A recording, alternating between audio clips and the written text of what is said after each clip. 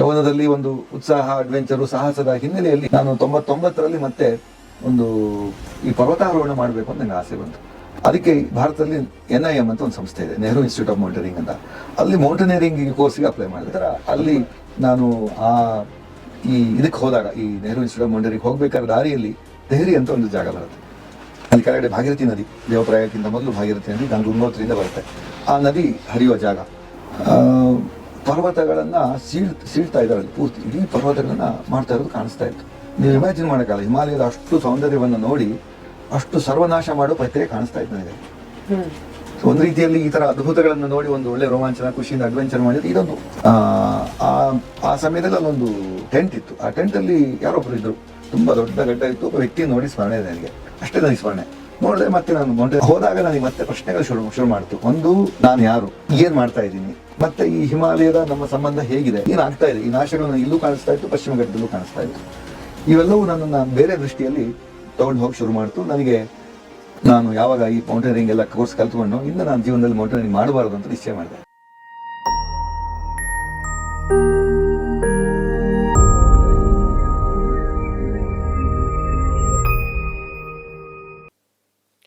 ಎಲ್ಲರಿಗೂ ನಮಸ್ಕಾರ. ನಾನು ನಿಮ್ಮ ಅಪ್ರಮೇಯ. ಯುವಾತ್ಮ ಪಾಡ್ಕಾಸ್ಟ್ಗೆ ಸಾದರದ ಸ್ವಾಗತ. ಇಂದಿನ ನಮ್ಮ ಅತಿಥಿ ಶ್ರೀನಿವಾಸ್ ಗುತ್ತಲ್. ಇವರು ಪೂರ್ಣಪ್ರಮತಿಯ ಸಂಸ್ಥಾಪಕರು. ಇವರು 16 ವರ್ಷಗಳಿಂದ 16 ಚಾರಣವನ್ನು ಮಾಡಿದ್ದಾರೆ. ಇವುಗಳಲ್ಲಿ ಹಿಮಾಲಯ ಮುಖ್ಯವಾದದ್ದು. ಇಂದಿನ ಸಂಚಿಕೆಯಲ್ಲಿ ಇವರು ತಮ್ಮ ಹಿಮಾಲಯದ ಅನುಭವವನ್ನು ಮತ್ತು ಇನ್ನಿತರ ಅನುಭವಗಳನ್ನು ಹಂಚಿಕೊಳ್ಳಲಿದ್ದಾರೆ. ಇವರ ಈ ಅನುಭವ ನಮ್ಮನ್ನು ಹಿಮಾಲಯಕ್ಕೆ ಕರೆದೊಯ್ಯುವಲ್ಲಿ ಸಂಶಯವೇ ಇಲ್ಲ. ಬನ್ನಿ, ಹಿಮಾಲಯಕ್ಕೆ ಹೋಗಿ ಬರುವ. ಅಣ್ಣ ನಮಸ್ಕಾರ. ನಮಸ್ಕಾರ. ಸೊ ಹೇಗಿದ್ದೀರಾ? ಆರಾಮ್. ಹಿಮಾಲಯ ಟ್ರಿಪ್ ಹೇಗಿತ್ತು? ಭಾಳ ಚೆನ್ನಾಗಿತ್ತು. ಸೊ ನೀವು ಅಂದರೆ ನಾವು ಕೇಳಿದ ಹಾಗೆ ನೀವು ಹಿಮಾಲಯಕ್ಕೆ ಅಥವಾ ಆ ಬದ್ರಿ ಆ ರೀತಿ ಏರಿಯಾಗಳಿಗೆ ತುಂಬ ಆವಾಗವಾಗ ಹೋಗ್ತಿರ್ತೀರಾ ಅಂತ ಕೇಳಿದ್ದೆ. ಏನಾದರೂ ಮೋಟಿವೇಶನ್ ನಿಮಗೆ? ಹಿಮಾಲಯ ಅಂತಂದರೆ ಒಂದು ಅದ್ಭುತ. ಇಡೀ ಪ್ರಪಂಚದಲ್ಲಿ ನಮಗೆ ಆ ರೀತಿಯ ಒಂದು ಸ್ಥಳ ಇದೆ ಅಂತ ಕಲ್ಪನೆ ಮಾಡ್ಕೊಂಬೋದೇ ಕಷ್ಟ. ಸಣ್ಣ ವಯಸ್ಸಲ್ಲೇ ನನಗೊಂದು ಅಲ್ಲಿಗೆ ಹೋಗೋ ಅನುಭವ ಸಿಕ್ಕಿತ್ತು. ಆವಾಗಿನಿಂದ ಅದರ ಜೊತೆ ಒಂದು ವಿಶೇಷ ಒಂದು ಸಂಬಂಧ, ಭಗವಂತನ ಒಂದು ವಿಭೂತಿ ರೂಪ ಅಲ್ಲಿ ಕಾಣುತ್ತೆ ಅಷ್ಟೇ.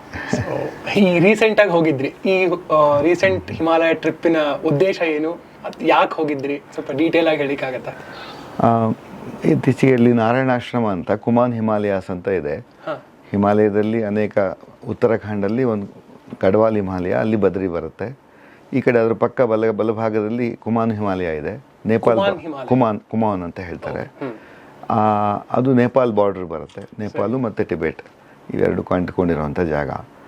ಅಲ್ಲಿ ಒಂದು ನಾರಾಯಣಾಶ್ರಮ ಅಂತ ಜಾಗ ಇದೆ. ಅಲ್ಲಿ ಒಂದು ಶೈಕ್ಷಣಿಕ ಒಂದು ಕಾರ್ಯಾಗಾರ ಇತ್ತು. ಭಾರತಾದ್ಯಂತ ಅನೇಕ ಶಿಕ್ಷಣ ತಜ್ಞರು ನಮ್ಮ ಭಾರತೀಯ ಶಿಕ್ಷಣದ ಒಂದು ಸ್ಥಿತಿಗತಿಗಳ ಬಗ್ಗೆ ಒಂದು ಚಿಂತನೆ, ಮಂಥನ ಎಲ್ಲ ಇತ್ತು. ಆ ಕಾರ್ಯಕ್ರಮಕ್ಕೆ ಹೋಗೋ ಪ್ರಸಂಗ ಇತ್ತು. ಸೊ ಇದನ್ನ ಯಾರು ಕಂಡಕ್ಟ್ ಮಾಡ್ತಾರೆ? ನೀವು ನಾನು ಅವತ್ತು ನಿಮ್ಮನ್ನು ಮಾತಾಡಿಸ್ಬೇಕಾದ್ರೆ ನೀವು ಹೇಳಿದ್ರಿ ಬರ್ತೀಯಾ ನೀನು ಅಂತ ಕೇಳಿದ್ರಿ. ಅಂದ್ರೆ ಯಾರು ಬೇಕಾದ್ರೆ ಹೋಗ್ಬೋದಾಗಿತ್ತ ಅಥವಾ ತುಂಬಾ ಸೆಲೆಕ್ಟೆಡ್ ಆಡಿಯನ್ಸ್ ನ ಪಿಕ್ ಮಾಡಿ ಅವರು ಕರೀತಾರೆ? It was invite only. ಅದೇ ಅಟ್ಲೀಸ್ಟ್ ನಮ್ಮ ಒಂದು ನನ್ನ ಜೊತೆ ಯಾರು ಗುರು ಹಿರಿಯರಿದ್ದಾರೆ ಅಥವಾ ಸ್ನೇಹಿತರಿದ್ದಾರೆ, ಯಾರು ಇಂತಹ ವಿಷಯಗಳನ್ನು ಗ್ರಹಿಸ್ಕೊಳ್ಳೋಕೆ ಸಾಧ್ಯ ಅಂಥವ್ರಿಗೆ ನಾನು ಕರೆದಿದ್ದೆ. ಸೊ ಅಲ್ಲಿ ಒಂದು ವಾರದ ಕಾರ್ಯಕ್ರಮ ಅಂತ ಏನೋ ಹೇಳಿದ್ರಿ. ಯಾವ ರೀತಿ ಕಾರ್ಯಕ್ರಮ ಇತ್ತು? ಯಾವ ರೀತಿ ನಿಮಗೆ ಅಲ್ಲಿ ಟ್ರೈನಿಂಗ್ ತರ ಏನಾದ್ರು ಕೊಡ್ಲಿಕ್ಕೆ ಇದು ಮಾಡಿದ್ರೆ? ಅದು ಹೆಚ್ಚು ರಿಫ್ಲೆಕ್ಟಿವ್ ಆಗಿ, ಇಂಟ್ರೋಸ್ಪೆಕ್ಟಿವ್ ಆಗಿತ್ತು. ಯಾವುದೇ ಒಂದು ಫಾರ್ಮಲ್ ಆಗಿರಲಿಲ್ಲ. ಎಲ್ಲರೂ ಬೇರೆ ಬೇರೆ ದೇಶದ ಬೇರೆ ಬೇರೆ ಪ್ರಾಂತದಿಂದ ವಿಶೇಷ ಸಾಧನೆ ಮಾಡಿರುವಂಥವ್ರು ಬಂದಿರಿದ್ರು. ಅವರ ಒಂದು ಪ್ರೊಫೆಸರ್ AK ಸರಣ್ ಅವ್ರದ್ದು ಒಂದು ಪುಸ್ತಕ ಇದೆ, ಇಲ್ಯುಮಿನೇಷನ್ಸ್ ಅಂತ. ಅವರು ತುಂಬ ಒಂದು ವಿಶೇಷ ಚಿಂತಕರು. ಭಾರತೀಯ ಒಂದು ತತ್ವಶಾಸ್ತ್ರ ಇರ್ಬೋದು ಮತ್ತು ಪೊಲಿಟಿಕಲ್ ಫಿಲಾಸಫಿ ಇರ್ಬೋದು. ಧರ್ಮಪಾಲು, ಪ್ರೊಫೆಸರ್ AK ಸರಣ್ ಇತ್ಯಾದಿ ಅನೇಕರು ನಮ್ಮ ಇಡೀ ಭಾರತದ ಬಗ್ಗೆ ಇತ್ತೀಚಿನ ಒಂದು ಶತಮಾನದಲ್ಲಿ ಚಿಂತಕರಲ್ಲಿ ಬಹಳ ಮಹನೀಯರು. ಅವರ ಒಂದು ಪುಸ್ತಕದ ಆಧಾರದ ಮೇಲೆ, ಅದೇ ಪುಸ್ತಕ ಅಂತಲ್ಲ, ಒಟ್ಟಾರೆ ನಮ್ಮ ಒಂದು ದೇಶದ ಮತ್ತು ನಮ್ಮ ಮನಸ್ಸಿನ ಒಂದು ತಿಳುವಳಿಕೆಯ ಬಗ್ಗೆ ಒಂದು ರೀತಿಯ ಮೆಡಿಟೇಟಿವ್ ವರ್ಕ್ಶಾಪ್ ಅದು. ಅಂದರೆ ಯಾರೋ ಪ್ರವಚನ ಮಾಡೋದು, ನಾವು ಕೇಳೋದು ಅಂತಲ್ಲ. ಒಂದು ಕೆಲವು ವಾಕ್ಯಗಳನ್ನು ಅದರಲ್ಲಿ ಓದೋದು, ಅದ್ರ ಬಗ್ಗೆ ನಮ್ಮ ಚಿಂತನೆಯಿಂದ ಇಡೀ ದೇಶ ಮತ್ತು ಪ್ರಪಂಚವನ್ನು ಅರ್ಥ ಮಾಡ್ಕೊಳ್ತಾ ಹೋಗೋದು. ಆ ಥರ ಒಂದು ಬಹಳ ಆಳವಾದ ಒಂದು ಕೃತಿ ಅದು. ಅದರ ಆಧಾರದ ಮೇಲೆ ಚಿಂತನೆ ನಡೀತಾ ಇತ್ತು. ಸೊ ಇದ್ರೊಳಗೆ 2-3 ಪ್ರಶ್ನೆಗಳಿವೆ ನನಗೆ. ಸೊ ಒಂದೇನಂತಂದ್ರೆ ಮೆಡಿಟೇಷನ್ ಅಂತಂದ್ರಿ. ಸೊ ಮೆಡಿಟೇಷನ್ ಅಂತಂದ್ರೆ ಈಗಿನ ಕಾಲದಲ್ಲಿ ಒಂದ್ ಕಡೆ ಕುತ್ಕೊಂಡು ಧ್ಯಾನ ಮಾಡ್ಕೊಂಡು ಏನು ಯೋಚನೆ ಮಾಡ್ದಂಗೆ ಕುತ್ಕೊಳ್ಳೋದು ಅಂತ ಹೇಳ್ತಾರೆ, ಅದು ಒಂದ್ ರೀತಿಯೊಳಗೆ. ಇನ್ನೊಂದು ನಮ್ಮಲ್ಲಿ ಹೇಳೋ ರೀತಿ ಭಗವದ್ ಧ್ಯಾನ ಮಾಡಬೇಕು, ಭಗವಂತನ ಉಪಾಸನೆ ಮಾಡಬೇಕು, ಅವನ ರೂಪವನ್ನ ಚಿಂತನೆ ಮಾಡ್ಕೊಂಡು ಉಪಾಸನೆ ಮಾಡಬೇಕು ಅಂತ ಒಂದ್ ಹೇಳ್ತಾರೆ. ಸೊ ಆ ವಿಚಾರದ ಬಗ್ಗೆ ಒಂದಾಯ್ತು ಅಂತಂದ್ರೆ, ಸೊ ನೀವು ಇಲ್ಲಿ ಹೋಗಿದ್ರಲ್ಲ, ಇಲ್ಲಿ ಯಾವ್ದಾದ್ರು ಒಂದು ರೀತಿಯ ಮೆಡಿಟೇಷನ್, ಯಾಕಂದ್ರೆ ತುಂಬಾ ರೀತಿಯಾದ ಮೆಡಿಟೇಷನ್ಗಳಿವೆ ಅಂತ ನಾನು ಕೇಳಿದ್ದೆ. ಸೊ ಯಾವ ರೀತಿಯಾದ ಮೆಡಿಟೇಷನ್ಗೆ ಇಲ್ಲಿ ಪ್ರಾಮುಖ್ಯತೆ ಕೊಡ್ತಾರೆ? ಅಂದ್ರೆ ಮೆಡಿಟೇಷನ್ ಅಂದ್ರೆ ಹಾಗಲ್ಲ, ಧ್ಯಾನ ಅಂತ ಅರ್ಥ ಅಲ್ಲ, ಮನನ ಅಂತ ಅರ್ಥ. ನಾ ಇಲ್ಲಿ ಹೇಳಿದ್ದು ಅಂದ್ರೆ ಯಾವ ರೀತಿ ಎಕ್ಸಾಕ್ಟ್ ಆಗಿ ಯಾವ ರೀತಿ ನೀವು ಅಲ್ಲಿ ಮನನ ಅಂತಂದ್ರೆ ಒಂದು ವಿಷಯದ ಬಗ್ಗೆ ಒಂದು ಚರ್ಚೆ ಆಗಿ ಎಲ್ಲರೂ ಅವ್ರವ್ರ ಜಾಗದಲ್ಲಿ ಕೂತ್ಕೊಂಡು ಅದ್ರ ಬಗ್ಗೆ ಚಿಂತನೆ ಮಾಡೋದು ಒಳಗಡೆ. ಅದನ್ನ ಸಾಧಾರಣ ನಾವು ಇವಾಗ ನಾವು ಮಾತಾಡ್ತಾ ಇದ್ದೀವಿ, ನೀವು ಹೇಳಿದ ತಕ್ಷಣ ನಾನೊಂದು ರೆಸ್ಪಾನ್ಸ್ ಕೊಡ್ತೀನಿ. ಇದೊಂದು ಇಮ್ಮಿಡಿಯೇಟ್ ಅಲ್ವಾ ಇದು? ಸೊ ಒಂದು ವಿಷಯದ ಒಂದು ಗಹನವಾದ ವಿಷಯ ತಗೊಬೋದು, ಅಥವಾ ಒಂದು ಉದಾಹರಣೆಗೆ ನಮ್ಮ ಆಚಾರ್ಯರ ವಾಕ್ಯನೇ ತಗೊಳ್ಳೋದು, ತಕ್ಷಣ ಅದ್ರ ಬಗ್ಗೆ ಇದು ಮಾಡೋ ಬದಲು ನಿಧಾನಕ್ಕೆ ಅದ್ರ ಬಗ್ಗೆನೇ ಮೆಲುಕು ಹಾಕ್ತಾ ಇರೋದು. ಸೊ ಆ ಮೆಲುಕು ಹಾಕ್ತಾ ಹಾಕ್ತಾ ಮತ್ತೇನಾದ್ರೂ ನಮಗೆ ಜಿಜ್ಞಾಸೆ ಬಂದ್ರೆ ಮತ್ತೆ ಚರ್ಚೆ ಮಾಡೋದು, ಹಾಗೆ. ಸೊ ಮೆಡಿಟೇಟಿವ್ ಅಂದ್ರೆ ರಿಫ್ಲೆಕ್ಟಿವ್ ಅಂತ ಅರ್ಥ. ಸೊ ಒಂದ್ರ ಬಗ್ಗೆ ಚರ್ಚೆ ಮಾಡೋದು, ಆಮೇಲೆ ಸಪರೇಟ್ ಆಗೋದು, ಮತ್ತೆ ಅದ್ರ ಬಗ್ಗೆ ಹೌದು, 4 ಜನ ಕೂತ್ಕೊಂಡು ಮಾತಾಡೋದು, ಒಬ್ಬರೇ ಕೂತ್ಕೊಂಡು ವಿಚಾರ ಮಾಡೋದು, ಸಾವಧಾನವಾಗಿ, ಯಾವುದೇ ಒಂದು ಸಮಯದ ಮಿತಿ ಇಲ್ಲದ ಹಾಗೆ, ಅಥವಾ ಒಂದು ಕ್ಲಿಯರ್ ಇಷ್ಟೇ ಅಜೆಂಡಾ ಇಷ್ಟೇ ವಿಷಯ ಹಾಗೇನಿಲ್ಲ, ಓಪನ್ ಎಂಡೆಡ್ ಆಗಿರೋದು, ಸಾಕಷ್ಟು ಸಮಯ ಇರೋದು. ಬೆಳಿಗ್ಗೆ ಬೇಗ ಸೂರ್ಯೋದಯ ಆಗತ್ತಲ್ಲಿ, ಸಾಯಂಕಾಲನೂ ಸೂರ್ಯೋದಯ ಆಗೋದೇ ಅಲ್ಲಿ ಅಲ್ವಾ? ಅಂದ್ರೆ ಈ ಉತ್ತರಾಯಣ ಆ ಕಡೆ ಈ ಕಡೆ ಆದ್ರಿಂದ ಈ ಸಮಯ, ಆದ್ರಿಂದ ಈ ಸಮಯದಲ್ಲಿ ದೀರ್ಘಕಾಲವಾದ ಒಂದು ದಿನ ಇರುತ್ತೆ. ಈ ಒಂದು ಸಮಯದಲ್ಲಿ ಬೆಳಿಗ್ಗೆ ಒಂದು 4:30-5 ಗಂಟೆಗೆ ಬೆಳಕಾಗತ್ತೆ, ಸಾಯಂಕಾಲ 7 ಗಂಟೆ ಮೇಲವರೆಗೂ. ಬೆಳಗ್ಗೆ ಅಂದ್ರೆ ನೀವು ಬೆಳಗ್ಗೆ 4:30-5 ಗಂಟೆಗೆ ಸೂರ್ಯೋದಯ ಆಗೋದ್ರಿಂದ ಸಾಯಂಕಾಲ ಸೂರ್ಯಾಸ್ತ ಆಗೋ ತನಕ ಯಾವ ರೀತಿ ಎನ್ವಿರಾನ್ಮೆಂಟ್ ಇರುತ್ತೆ ಅಲ್ಲಿ? ಯಾಕಂದ್ರೆ ಇಲ್ಲಿ ಬೆಂಗಳೂರು ಅಥವಾ ಈ ಏರಿಯಾಗಳನ್ನ ಕಂಪೇರ್ ಮಾಡಿದ್ರೆ ನಿಮಗೆ ಅಲ್ಲಿ ರೀತಿ ಸಿಗುವಂತಹ ಒಂದು ಎನ್ವಿರಾನ್ಮೆಂಟ್ ಯಾವ ರೀತಿ ಇರುತ್ತೆ, ಅಥವಾ ಅಲ್ಲಿ ಅನುಭವ ಹೇಗಿರುತ್ತೆ ನಿಮ್ದು? ನಾವು ಹೋಗಿದ್ದ ಜಾಗ ನಾ ಹೇಳಿದ ಹಾಗೆ ನಾರಾಯಣಾಶ್ರಮ ಅನ್ನೋದು, ಅದು ಒಂದು ಕುಮಾನ್ ಹಿಮಾಲಯದ ತುಂಬ ಒಳಗಡೆ ಇರೋ ಪ್ರದೇಶ. ಸುಮಾರು ಗ್ರೇಟರ್ ಹಿಮಾಲಯಸ್ಗೆ ತುಂಬ ಹತ್ತಿರ. ಅದ್ರ ಮುಂದೆನೆ ಇಡೀ ನೇಪಾಳದ ಅನ್ನಪೂರ್ಣ ರೇಂಜ್ ಕಾಣುತ್ತೆ. ಅನ್ನಪೂರ್ಣ ರೇಂಜು ಪ್ರಪಂಚದಲ್ಲಿ 8,000 ಮೀಟರ್ಗಿಂತ ಎತ್ತರ ಇರುವ ಅನೇಕ ಪೀಕ್ಸ್ ಇದೆ. ಅದರಲ್ಲಿ ಒಂದು ರೇಂಜ್ ಅನ್ನಪೂರ್ಣ. ಅದ್ರ ಮುಂದೆನೆ ಒಂಥರ ನಿಮಗೆ ಅಲ್ಲಿ ಮುಂದೆ ನೋಡಿದ್ರೆ 7 ಲೇಯರ್ಸ್ ಆಫ್ ಪರ್ವತಗಳು ಕಾಣುತ್ತೆ. ಹೈಯೆಸ್ಟ್ ಲೇಯರ್ ಅಲ್ಲಿ ನಿಮಗೆ ಹಿಮಚ್ಛಾದಿತ ಪರ್ವತಗಳು ಕಾಣುತ್ತೆ. ಸೊ ಅದರ ಮುಂದೆ ಇರುವಂತಹ ಒಂದು ಆಶ್ರಮ ಇದು. ಅಲ್ಲಿ ಮೈಂಡ್ ಒಂಥರ ತುಂಬಾ ಕ್ಲಿಯರ್ ಆಗಿರುತ್ತೆ, ಏನೋ ಒಂದು ಬೇರೆ ರೀತಿ ಅನುಭವ ಸಿಗ್ಬೋದು ಅಂತ ಅನ್ಸುತ್ತಲ್ಲ? ಹೌದು, ನಮಗೆ ಸಾಕಷ್ಟು ನಮ್ಮ ಆಚರಣೆ ಮಾಡೋದಕ್ಕೆಲ್ಲ ಬೆಳಿಗ್ಗೆ ಬೇಕಾದಷ್ಟು ಸಮಯ ಇರೋದು. ಅದೆಲ್ಲ ಮಾಡಿದ ಮೇಲೆ 9-10 ಗಂಟೆಗೆ ಚಿಂತನೆ ಮಾಡೋದು, ಮತ್ತೆ ಸಂಜೆವರೆಗೂ ನಡೆಯೋದು. ನೀವು ಹೇಳ್ತಾ ಇದ್ರಿ ಭಾರತೀಯ ತತ್ವಶಾಸ್ತ್ರ ಅಥವಾ ಭಾರತೀಯ ಪೊಲಿಟಿಕಲ್ ಹಿಸ್ಟ್ರಿ ಬಗ್ಗೆ ಹೇಳ್ತಾ ಇದ್ರಿ. ಸೊ ಅಲ್ಲಿ ಚರ್ಚೆಗಳಾಗೋ ಸಮಯದಲ್ಲಿ ಯಾವುದೋ ಒಂದು ವಿಚಾರವನ್ನು ತಗೊಂಡು ಆ ವಿಚಾರವಾಗಿ ದೀರ್ಘವಾಗಿ ಚಿಂತನೆ ಮಾಡುವಂಥದ್ದು. ಸೊ ಅಲ್ಲಿ ಚಿಂತನೆ ಮಾಡುವಂತಹ ಜನ ಯಾವ ರೀತಿ ಮನಸ್ಥಿತಿ ಉಳ್ಳವರಾಗಿರ್ತಾರೆ ಅಂತ? ಅಲ್ಲಿ ಮುಖ್ಯವಾಗಿ ಪವನ್ ಗುಪ್ತಾ ಅನ್ನೋರು ಅದರ ಒಟ್ಟಾರೆ ಅದನ್ನು ಆರ್ಗನೈಸ್ ಮಾಡಿದ್ದು. ಅವರು ಶಿಕ್ಷಣ ಕ್ಷೇತ್ರದಲ್ಲಿ ಜೀವಮಾನ ಪೂರ್ತಿ ಕಳೆದಿದ್ದಾರೆ. ಮಸೂರಿ ಹತ್ರ ಒಂದು ಸಿದ್ಧ ಅನ್ನುವಂತಹ ಒಂದು ಸಂಸ್ಥೆ, ಅದನ್ನು ಅವರು ಸ್ಥಾಪನೆ ಮಾಡಿ ಒಂದು 30-40 ವರ್ಷ ಅದರಲ್ಲೇ ಇದು ಮಾಡಿ, ಇವಾಗ ಅವರು ಸುಮಾರು 70ಕ್ಕಿಂತ ಹೆಚ್ಚು ವಯಸ್ಸಿರೋರು.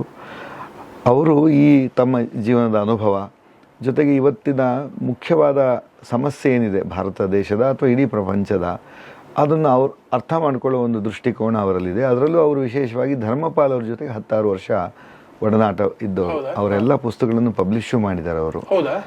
ಧರ್ಮಪಾಲು ಭಾರತೀಯ ಒಂದು ಚಿಂತಕರಲ್ಲಿ ಬಹಳ ಶ್ರೇಷ್ಠರು. ಇಡೀ ಭಾರತದ ಇತ್ತೀಚಿನ ಒಂದು 200 ವರ್ಷದಲ್ಲಿ ಹೇಗೆ ಪಾಶ್ಚಾತ್ಯದ ಚಿಂತನೆ, ಅವರ ಪೊಲಿಟಿಕಲ್ ಥಿಯರೀಸು ಮತ್ತು ಎಲ್ಲ ರೀತಿಯ ಎಕನಾಮಿಕ್ ಥಿಯರೀಸು, ಆಮೇಲೆ ನಮ್ಮ ಇಡೀ ಭಾರತೀಯ ಜೀವನವನ್ನು ಹೇಗೆ ಅವರು ವಶ ತಗೊಂಡ್ರು ಅನ್ನೋದನ್ನು ತುಂಬ ಅನೇಕ ಆಯಾಮಗಳಲ್ಲಿ ಅರ್ಥ ಮಾಡಿಕೊಂಡು ಮಾಡಿರುವಂಥ ಬಹಳ ವಿಶೇಷ ಚಿಂತಕರು. ಅವರ ಒಡನಾಟ ಹಾಗೆ ಅನೇಕರ ಒಂದು ಒಡನಾಟ, ಅವರ ಸ್ವಪ್ರಯತ್ನ ಜೀವನದ ಹಿಮಾಲಯದಲ್ಲಿ ಒಂದು 30-40 ಶಾಲೆಗಳನ್ನು ನಡೆಸ್ತಾ ಇದ್ರು ಒಂದು ಕಾಲದಲ್ಲಿ ಅವರು.